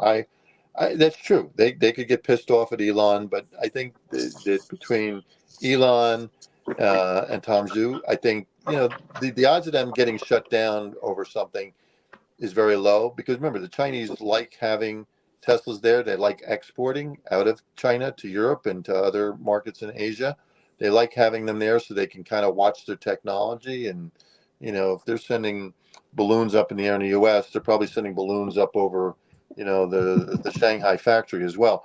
I don't think there's any chance really that they would shut them down as long as they continue to work with them. I just don't buy that argument. I'm sorry. Apple hasn't been shut down, and they've been operating in China for years. And I know the Chinese government likes having Apple there because, again, they can keep eyes on the technology, copy it, and hopefully get their own manufacturers the same technology. So I just don't think they're going to shut them down. The second question on competition, that's a harder one because we've been hearing competition's coming for years. And I think to a certain extent that argument, which is by the bulls, is true. But I do think that we've never seen competition as good as what it is today. And like, we own BYD. BYD is just killing Tesla in China. You look at the weekly numbers that came out last night. Okay, I understand they make single-digit margins, and they play in the low-end segment. But they're getting 2 to 3 times the volume Tesla is now in BEVs. So strip out their what they call the PHEVs. The PHEVs. Yeah, hybrids. Okay, and they're not, but that's not relevant that they're not making that much money. They're still getting a lot more volume than Tesla is because they happen to be in that under $25,000 segment. And until Tesla gets there, they're going to continue to take China EV share away from Tesla. And I do worry about in the U.S., although nobody really has kind of showed up as being formidable competition. I don't consider Mach-E formidable competition when it's only selling 40,000 in a year, or whatever it sold last year. There could be more competition coming, and they are advertising. They have better PR. If for whatever reason somebody can ever solve FSD quicker than Tesla and really develop a car that drives itself, that could be competition. I don't see it today in the U.S., but I think China, as Elon has said, has real competition. The EV adoption rate in China is about 22%. It's huge, and there's 5 or 6 competitors there that are all pretty formidable. So. Okay, so I just want to show this chart, which I showed earlier. I know it might be hard for people to see. Let me kind of try to make that bigger too. So this is, I don't know, can you guys see this? I can see it. Yep. Can't read it. So this is the competition in China, and this is market share on the left column. And you can see that Tesla Model Y and Model 3 in the $50,000 US equivalent in China is basically just dominating like crazy, right? Yep, and then there's a Zeekr, which is another one that's up there. And then below that, if you scroll, sorry, I don't know how I do this. So I do this, and then you guys can see it. Okay, and then below that, you can see the BYD, 2 variants of the BYD. So yes, they compete with. This is before price cuts, by the way. But why they compete with? Herbert, can I ask you something about your chart? Why isn't BYD first? Because BYD has the most share, most EV. Yeah, here's why. Again, you got to look closer. If you look at the $30,000 cars, that's where you see BYD Dolphin, BYD Yuan Plus, BYD Chin Plus. That's who's competing, and that's where they got the market share. And Tesla's not even in that space. And then if you look at Wuling, which is the micro segment, okay, that's like sub $20,000 US crappy cars. So people in China will tell you that they don't see BYD as a competitor. They're really crappy cars. They're low margins. They're not crappy cars. I'm sorry. You're wrong. No, I know. I've actually shown a beautiful BYD, and these are the ones down below here on the bottom right, on the top right here. But they're low market share. Now, once Tesla comes out with their compact car, anyways, okay. My point is that you were just saying that BYD, yes, they are a good competitor. I guess I'm not as worried about it as others might be. I think Elon's worried about it. He talks about the competitors in China all the time. And again, he sees the weekly data. True. And look, if you were to fault Tesla and say, what strategic mistake did they make last year? They should have launched the $25,000 car in China already. What do you guys think? Do you guys maybe they agree? got the batteries. No, I think Tesla wins when they compete in the segment, when they choose to not compete in that segment because they didn't have, like Gary said, they didn't have the product to compete. There's going to be a volume issue until they're able to compete below 30,000. Why is that a mistake? Why is that a mistake by Tesla? Because they lost share. They lost a lot. Why of does share. it matter if they lost share? Because Well, if you're trying to grow if you're trying to grow a business where you need subs, you want your product out there in volume. You want people talking about You want your margin, product. right? You want margin for both. this. You want both. But look, what happened last year in Tesla is, Tesla was down what? You're in stock price down what? 40, 50% for the year? More than that. Okay. How much? 70%. No, it wasn't that much. But how much do you think of it was due to China? Problems in China, pressures in China, volume loss in China. I think some of it though, Gary, but I think a lot of it was mechanical. I think a lot of it was, and I don't want to say it, but was Elon selling. That put a lot of pressure on the stock, a lot. I mean, he sold a lot and then he sold it again.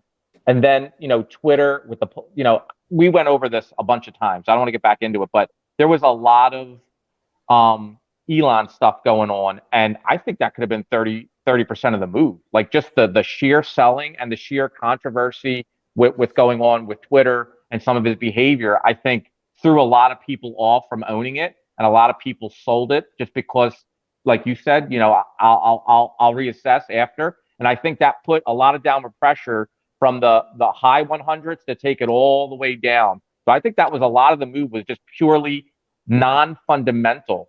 Because I think with China, yes, I agree with you. BYD is doing fine, but like where Tesla is right now, they do dominate and they got the margins. And whatever they can't sell in China, they could sell it to Europe, they could sell it to Israel, they could sell it to Australia, they could sell it to South Korea. They have a lot of places for that production to go in the meantime. So I don't know if it was China market share that took that stock and devastated it. I think there was a lot of other things at play, and most of them were non-fundamental. That's just my opinion. Yeah, I don't disagree with that. I just think from a fundamental standpoint, the China pressures were the biggest. Because in the U.S., it was a timing issue. People didn't, people wanted to wait until they got the $7,500 credit and there was more clarity about it. That's a timing issue. Elon selling Tesla shares, that's a timing issue, right? The Twitter noise, and look, we talked a lot about the Twitter overhang. That's kind of a timing issue as well, right? And look, the good news is Elon has taken direction from somebody, I don't know if it's Grimes or his brother or whomever, to say, look, you should stop tweeting your right-wing nonsense. And, it stopped the noise. I mean, he's not doing it anymore. And I think a lot of that Twitter overhang has now gone away. If he would not sell any more stock, then we could forget about it for a while, right? But with China, to me, that was at least 50% of the fundamental stuff in my mind. But I agree with you, Gary, but they had a great year in China. I mean, what units year over year did they do in China? Go look at December. Wasn't it the best December ever? Like we're in February. Like November was the best. Yeah, it was okay, November. I remember the numbers were great in the fourth quarter in China. Now you're right; they had the lower prices, but even so far in January, you probably have the numbers better than me. They're doing okay, right? I mean, they got a lot of boats out from China. They have a lot of boats. Yeah, they got 66,000 units in January. Yeah. So, but November was 100, to your point, and we're going to get, I think tonight, we're going to get the breakout between exports and domestic, and it'll probably be 50-50. So look, in China, they're doing fine today, but they took the price down. And all I'm arguing, back to your question, I just think if they had that product available in China, they could have competed better with BYD. And you're right, maybe they didn't need to because they're selling all they can of Model 3 and Model Y. But I think they could have done much better if they had, whatever this Model 2 or Model Q or whatever they're going to call it available. No, I agree with you. I agree. If they had something like that, yeah, absolutely. Yeah. Gary, have you been buying Tesla in the last month? And are you going to continue buying this coming month? So we bought some on January 6th. We took our position up. We were down to about 7 because I wanted to wait until they took prices down. I knew they were going to take prices down because, again, every price war I've ever seen, you promote like hell for a quarter. You hope that solves the problem. And then when you realize it doesn't, you literally cut prices, which is what they did. So when they cut prices in China, we bought, 1.5%, 2%. We added to the position. And then as it got to like 150 or so, we started trimming it back a little bit, not a lot. And so I think today we're at 9.2, 9.3, something like that. Alexandra probably knows better than I do, but we've trimmed it a little bit because I really would like to understand, has the brand been damaged? If I thought it was damaged, we would know 9%. So I would like to see that it's not damaged. And, I don't know. Look, I probably could have taken it up to 15% on January 6th and, would have gotten huge accolades for it, but we didn't. Gary, real quick, do you think do the price increases on Model Y that we've seen recently? First it was 500, now I think they went up another 1,000. I may be wrong, but essentially they've been up, I think, another 1,500. Does that give you any sense of relief that the price cuts were necessary, but now that they're raising prices, that the demand story is not an issue, especially in the U.S. and with the IRA? Yeah, there's no volume. There's no inventory left in the U.S. There's no Model Y inventory. You look at that person who tracks U.S. inventories, Matt Jung is his name, I think. And I look at his website every day. I mean, you guys can look at it. There's no Model Y inventory left. It's all gone. And it's all in the last 3 days since they were able to clarify that every single Model Y is going to qualify for the $7,500 EV credit. So they're all gone. And I always do, like, I'm sure you guys do the same thing. I go into the Tesla store here and pretend I'm looking to buy one. And, the guy who's the salesperson there, without giving his name because I don't want to get him in trouble, when I first went in there about a month ago, he told me that all Model Ys qualified. And I said, no, that's not true. I know that just the 7-seaters qualify. He says, nope, everything is going to qualify. I said, okay, well, that's your story. And I didn't buy one. And he kept following up with me, once a week. And then when they clarified that all Model Ys would qualify, he literally did I told you so in a text. Mm-hmm. And then I guess it was Sarah Neck, because I actually posted it. He called me Greg. He didn't call me Gary. He called me Greg. He said, oh, and by the way, we just raised prices by whatever it was, $1,500. Like, hint, hint, you better go buy it now or you're not going to be able to get one, or we're going to raise prices again. And now there's no inventory left in America in Model Y. It's all gone. So I do believe that they're going to take prices up again because there's nothing to sell. And the real question is, can they do the same thing with Model 3? I don't know.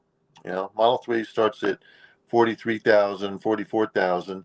There's plenty of inventory right now. But if there's no Model Y to buy, what are people going to buy? Are they going to buy Model 3? Or are they going to go to Model X? I don't know. Oh, what's going to happen when they start shipping a standard range Model Y as well? I mean, so they have other outlets besides price of the existing models to drive volume.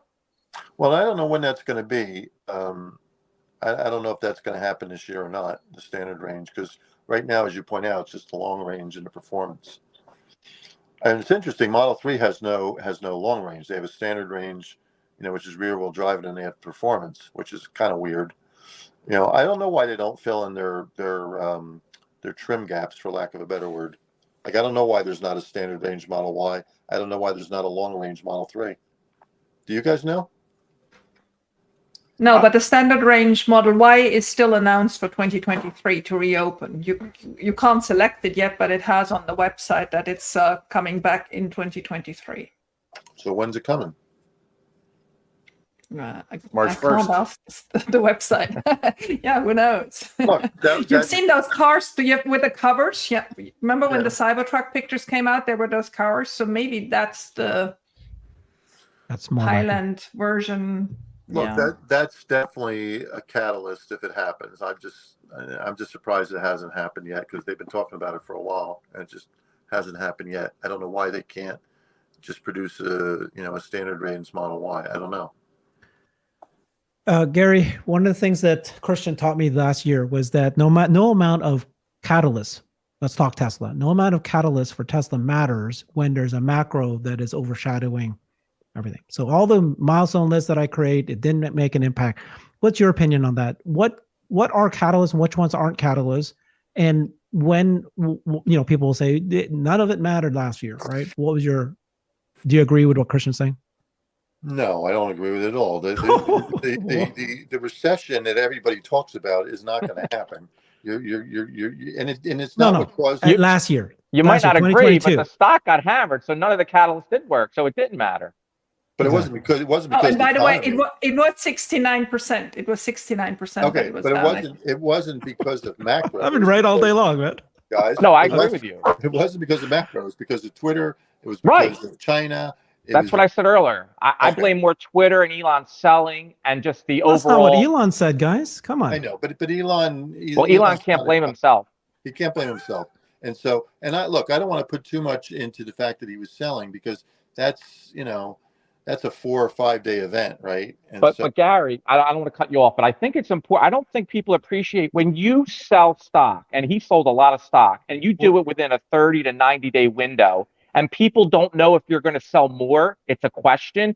People get in front of that, and it could drive the price down a lot. So I agree with you. It's a short-term noise, and as long-term investors, I do a little bit of trade. Like I understand that theory, but when a seller like Elon is coming into the market and you don't know when he's done, and you got hedge funds running and you got margin calls going on, it could take a stock price down 30, 35, 40% in that month. And that's what happened. So I understand what you're saying, but in the short term, that could be a really scary fall for a lot of investors when they see their net worth plummeting like that. And it's hard to hold on to that when you're getting decimated. I don't know. I just think that was a bigger factor than some people want to say. It's short term, but it's a lot of short term pain. And in a 30-day or 60-day movement, that could really hurt. And I know you kind of agree with that, I think, a little bit.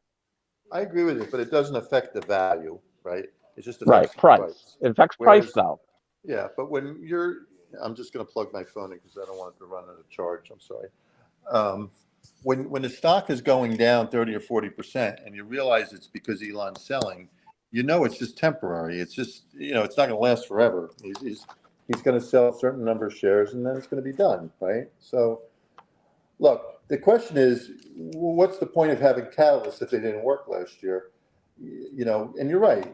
We talked about, S&P upgrading. That didn't seem to get much of an effect.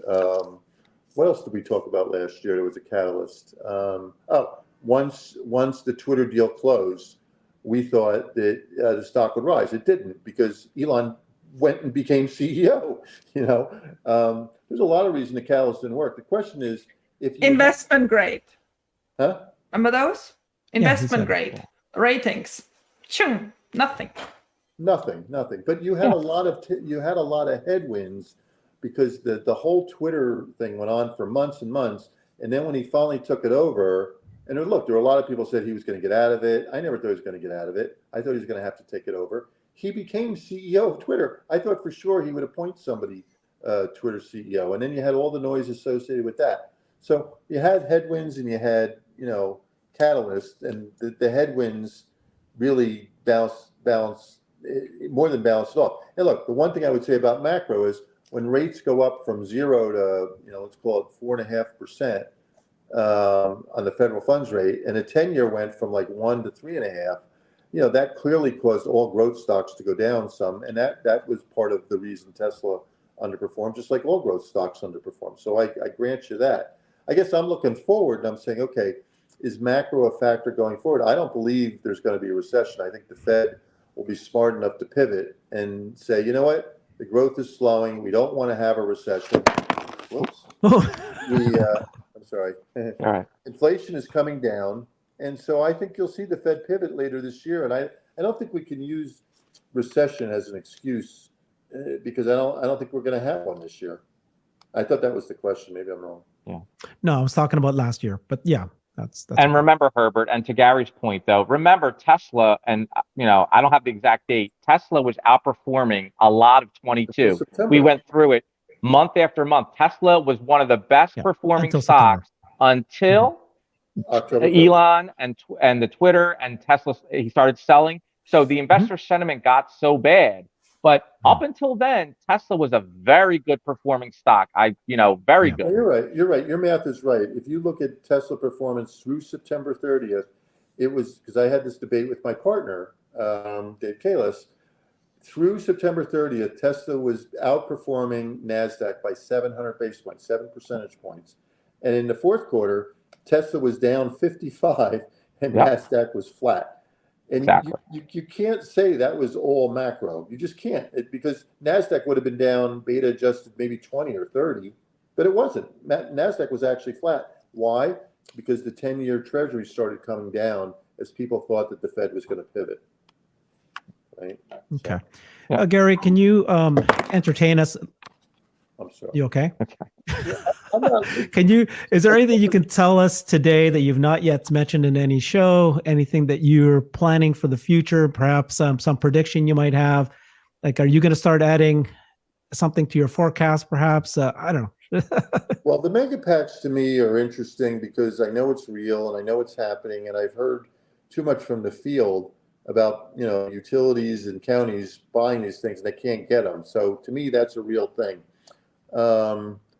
I would love to see that, robo-taxi was on its way, but it's not, FSD is not level 4, I know that's a liability issue, but it doesn't drive itself yet. So I can't.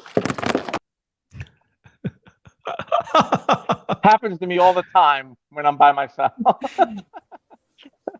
Should I use this time to Come gloat? back. Should I use this time to gloat? You are right all the way, Herbert. And I want to excuse myself for having the dog here, but he was really nervous. But now No, he's it's sleeping. fine. I'm really I sorry. think today was a great. Is Gary back? Okay, good. Yeah. I'm What are sorry. you gloating over, Herbert? What are you gloating over? What do you- We'll go through it the next show. We'll go through everything I Okay. can gloat about. Okay. Because I think you've been wrong about a lot. I can't come up with anything here. What I think is going to happen is the first quarter volumes are going to be much better than people think. People are going to say, okay, Tesla, because Tesla's going to start taking Model Y prices up. And I think they're going to say Tesla won the price war.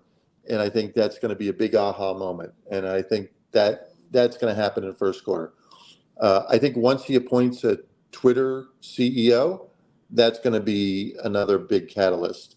I think the Cybertruck, once they talk about the timing of it on March 1st, that's going to be another. And I think Megapax is going to be really big. So I think there's like 3 or 4 things that, over the next 8 to 12 weeks, we could get more positive momentum behind the stock. And look, at 45 times, if it can grow at 30% or more, that's still a cheap stock from a PEG standpoint. Yeah, Gary, just to add into this whole thought line, September week 3, the NASDAQ is basically where it is today. The S&P is basically where it is today, around 41 and change. Tesla was at 310. Yeah. And the 10-year was basically where it is today as well. So the 10-year, the NASDAQ and S&P were basically where they are today. And Tesla was around 300 to 310. So my point I've been saying. How do we get your head around that? I think it's the brand. People worry about the brand. And I know Elon, kind of blew people off with the question on the conference call. He said, well, I have, all these followers, whatever he said. I have 127 million followers, so my brand must be pretty good. That wasn't the question, Elon. The question was, how is the Tesla brand doing with all the noise? And they didn't answer the question. But meanwhile, and again, forget Gary Black, retweeting the net promoter score that Morning Consult put out. Every hedge fund can get that data, and they're seeing that.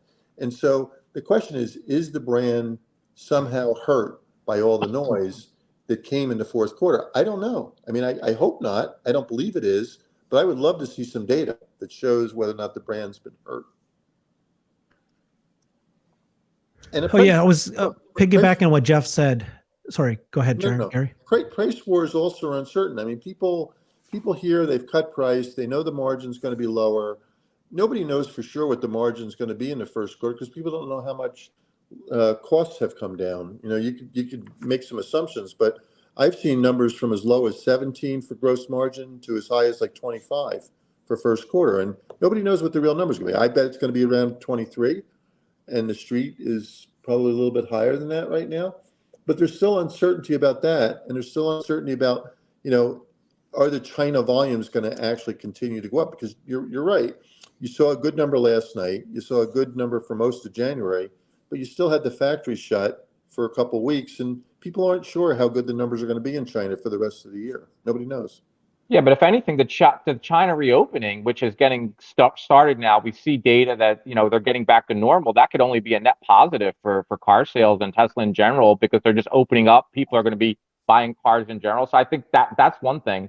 And then I'll just say on the margin, I think Zach spoke about it. He said that margins should be fine, 20% plus. But I think they did a little bit of a tweak. What they said is don't just look at automotive gross margin. This goes to your energy point, Gary. They said go look at operating margin, right? So I think they want the street to start incorporating this other side of the business to get a full picture of an operating margin rather than just going to the automotive gross margin. So I think that was a little pivot that Tesla did on the Q1 call.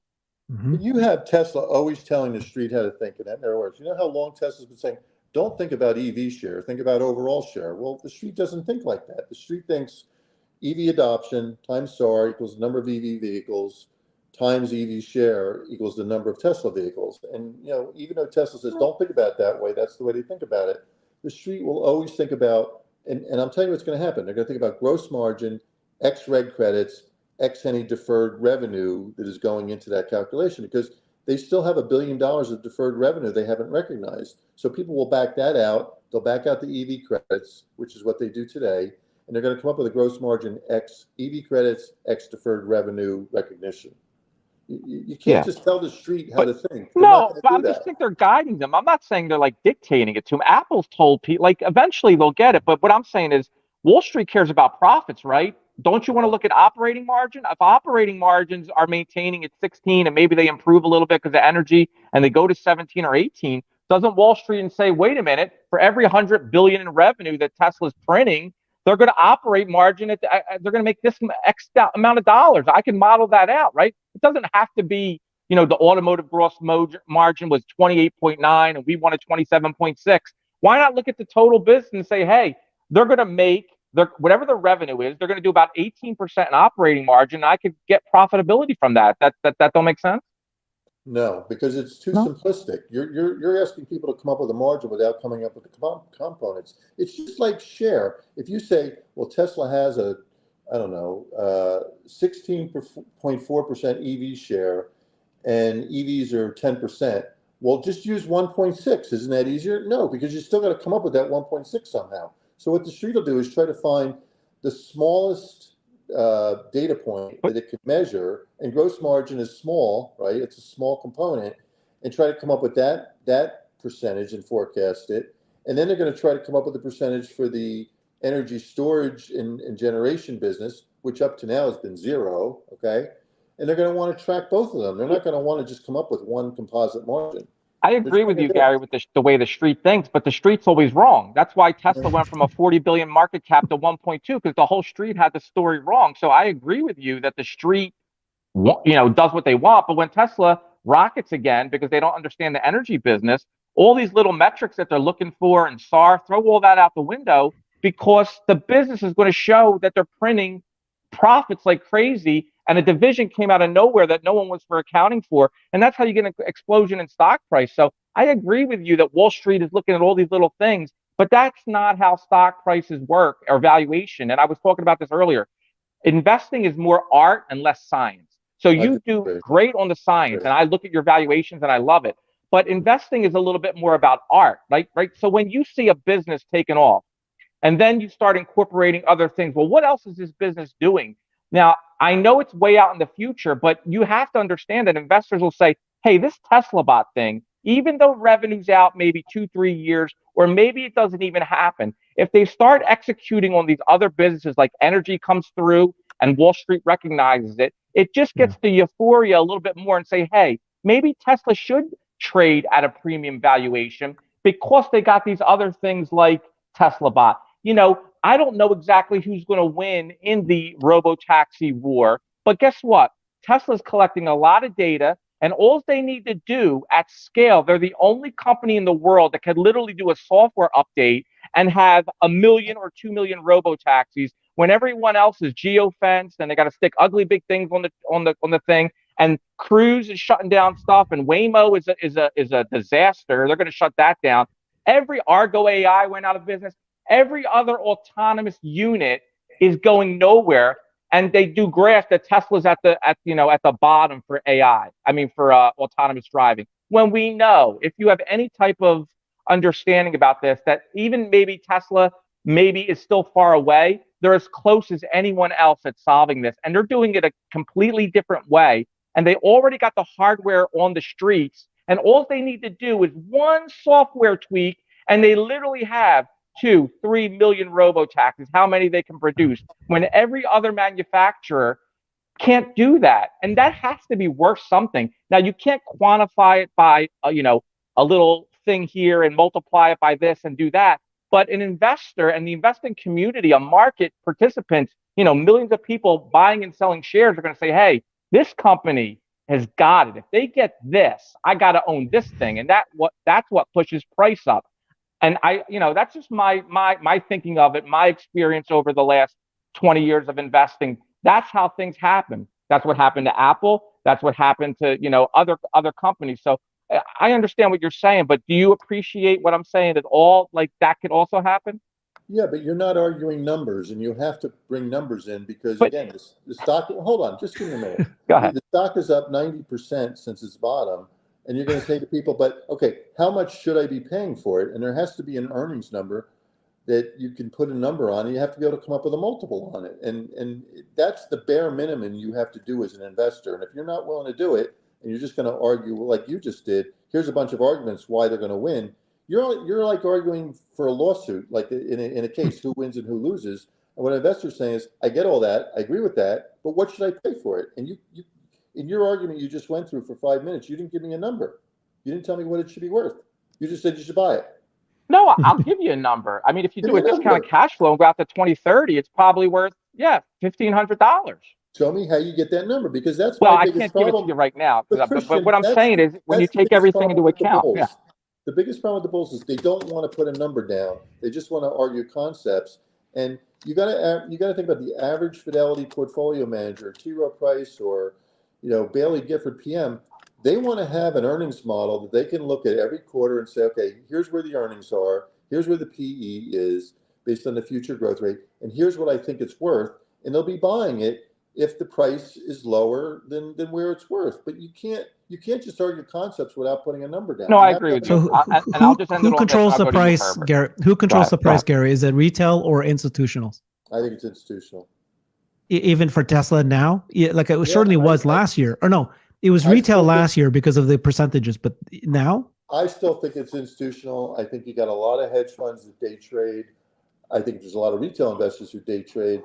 But I think a lot of institutions are every day setting the price. And I can't prove that, but that's my gut instinct on this, because I see a lot of these people that are trading, they're trading a lot of, like you said before, the volume is huge. These are not all retail investors. There's got to be a lot of hedge funds playing this name, and every day just trading it back and forth. Yeah, Gary, I'll agree with that. And this is just a nice, friendly debate. I'm not, you have a lot of experience. I'm not. All I'm saying, and I'm not looking at it from an institution perspective. What I'm saying is, when you buy stock in a company, and we have an advantage as retail investors because we could, mess around. We could go in and out. We could buy. When Tesla was 40 billion, and it went to 1.2 trillion, that's a 20x. So, every investor and every institution that couldn't touch the stock because of this or that, I got this rule, they're at a disadvantage. So what I'm saying is, that's how you miss alpha. Like how many retail investors did so well with Tesla stock, and all the institutions are nowhere, or they're just mimicking the S&P. They're not adding any value. That's what I'm saying. They're not willing to risk. In order to make returns, you need to make assumptions. You can't just say this happened. You got to be in front of it. You can't wait for it to happen. All the alpha's gone. So when you say you got to wait for it to happen, the stock's already going to get bid up. So that was my point earlier. When you say 101, and now I see it, now I can see the demand there. Now I buy it at 200. You just missed like 90% worth of returns. You could have made a killing by just doing some logic and say, I got to buy it here. I can't wait for everyone to figure out that demand story is intact. That's how investing works. But how many retail investors missed the 65% decline last year? Meaning, how many of them were able to get out in April when Elon decided he was going to go? Right here. Okay, so you got out and you got back in at 101? Yeah, you have to get out. At 1.2 trillion or 1.1 trillion, Elon's about to sell, and you got Twitter and you got the Fed coming in about to raise rates, and they're trading at a 150. I'm just telling you, on a trailing basis, 150 times. I'm not sticking around to find out to see if that stock's going up higher or lower. I'm getting out of there. So and how Herbert many knows retail that. investors were able to do that?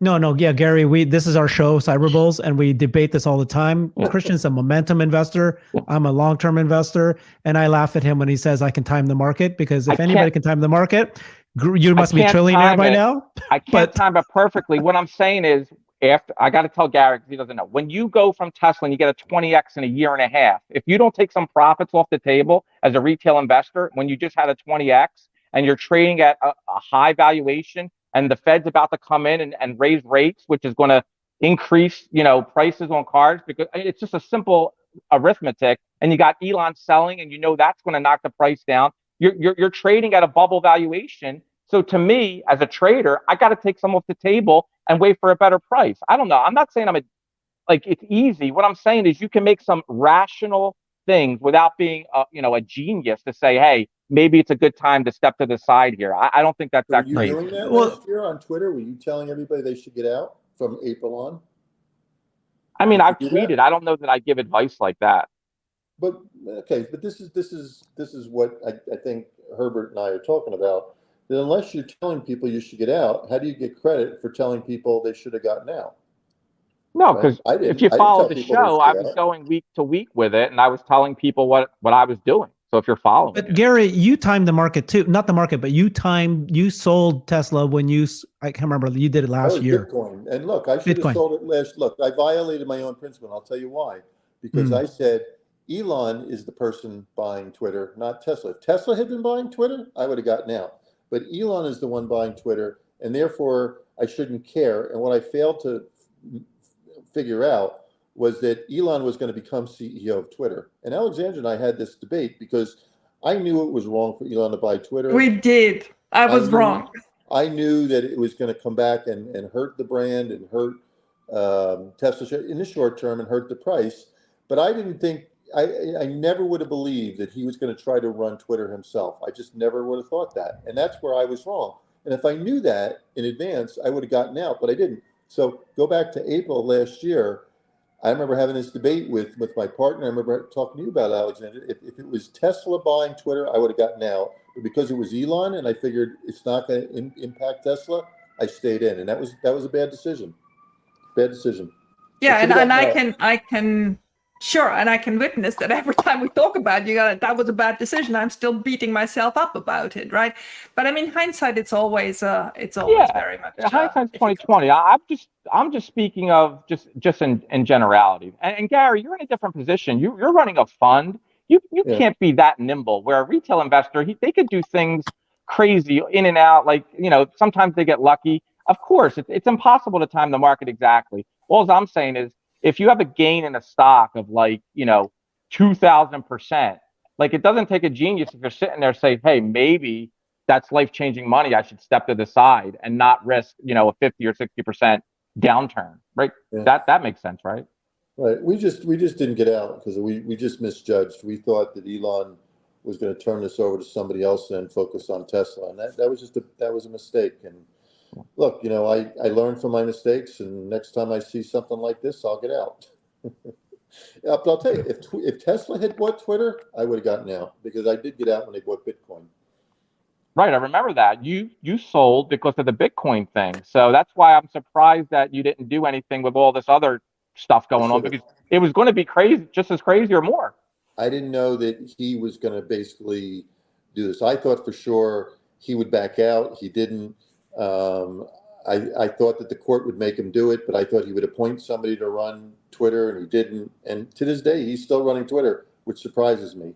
I would think that with all his wealth tied up in Tesla, he wouldn't be still running Twitter, but he is. And he's not a social media advertiser driven person. He's more of a product guy. He's a techie. And, to me, that's not Twitter. Twitter's all about advertising. And I know he would disagree with this if he was on this show. Yeah. He'd say it's all about the text. Okay. Well, Gary, thank you very much for your time. You've been very generous with us. This an hour and a half was much longer than expected. Thank you so went a while, much. Yeah. This was a great, you answered all of our questions, even a couple of the hardball at the beginning. And, we put Christian back to where I'm just kidding, Christian. You're awesome. No, thank you, Gary, for having a little bit of exchange with me. I do respect you. I listen to your tweets. I love your tweets on valuation, and I get a lot of value out of it. So I appreciate what you do in the community, and yeah, I really respect you. Well, it's friendly fire. And look, I think the one thing I wish I could change is the Tesla bulls need to get along with the bulls, and they can debate each other like we are. But you can't get personal and start insulting people because you know you disagree with the person. And that's the challenge we have here in this community is we got to figure out a way that we can have debates like this without making it personal. Yeah. So. Agree, okay, 100%. Guys, thank you, everybody. Thanks a again. lot, Gary. Thanks, guys. Bye, Thanks, everyone. everyone. Take Thanks, care. everyone. Bye-bye.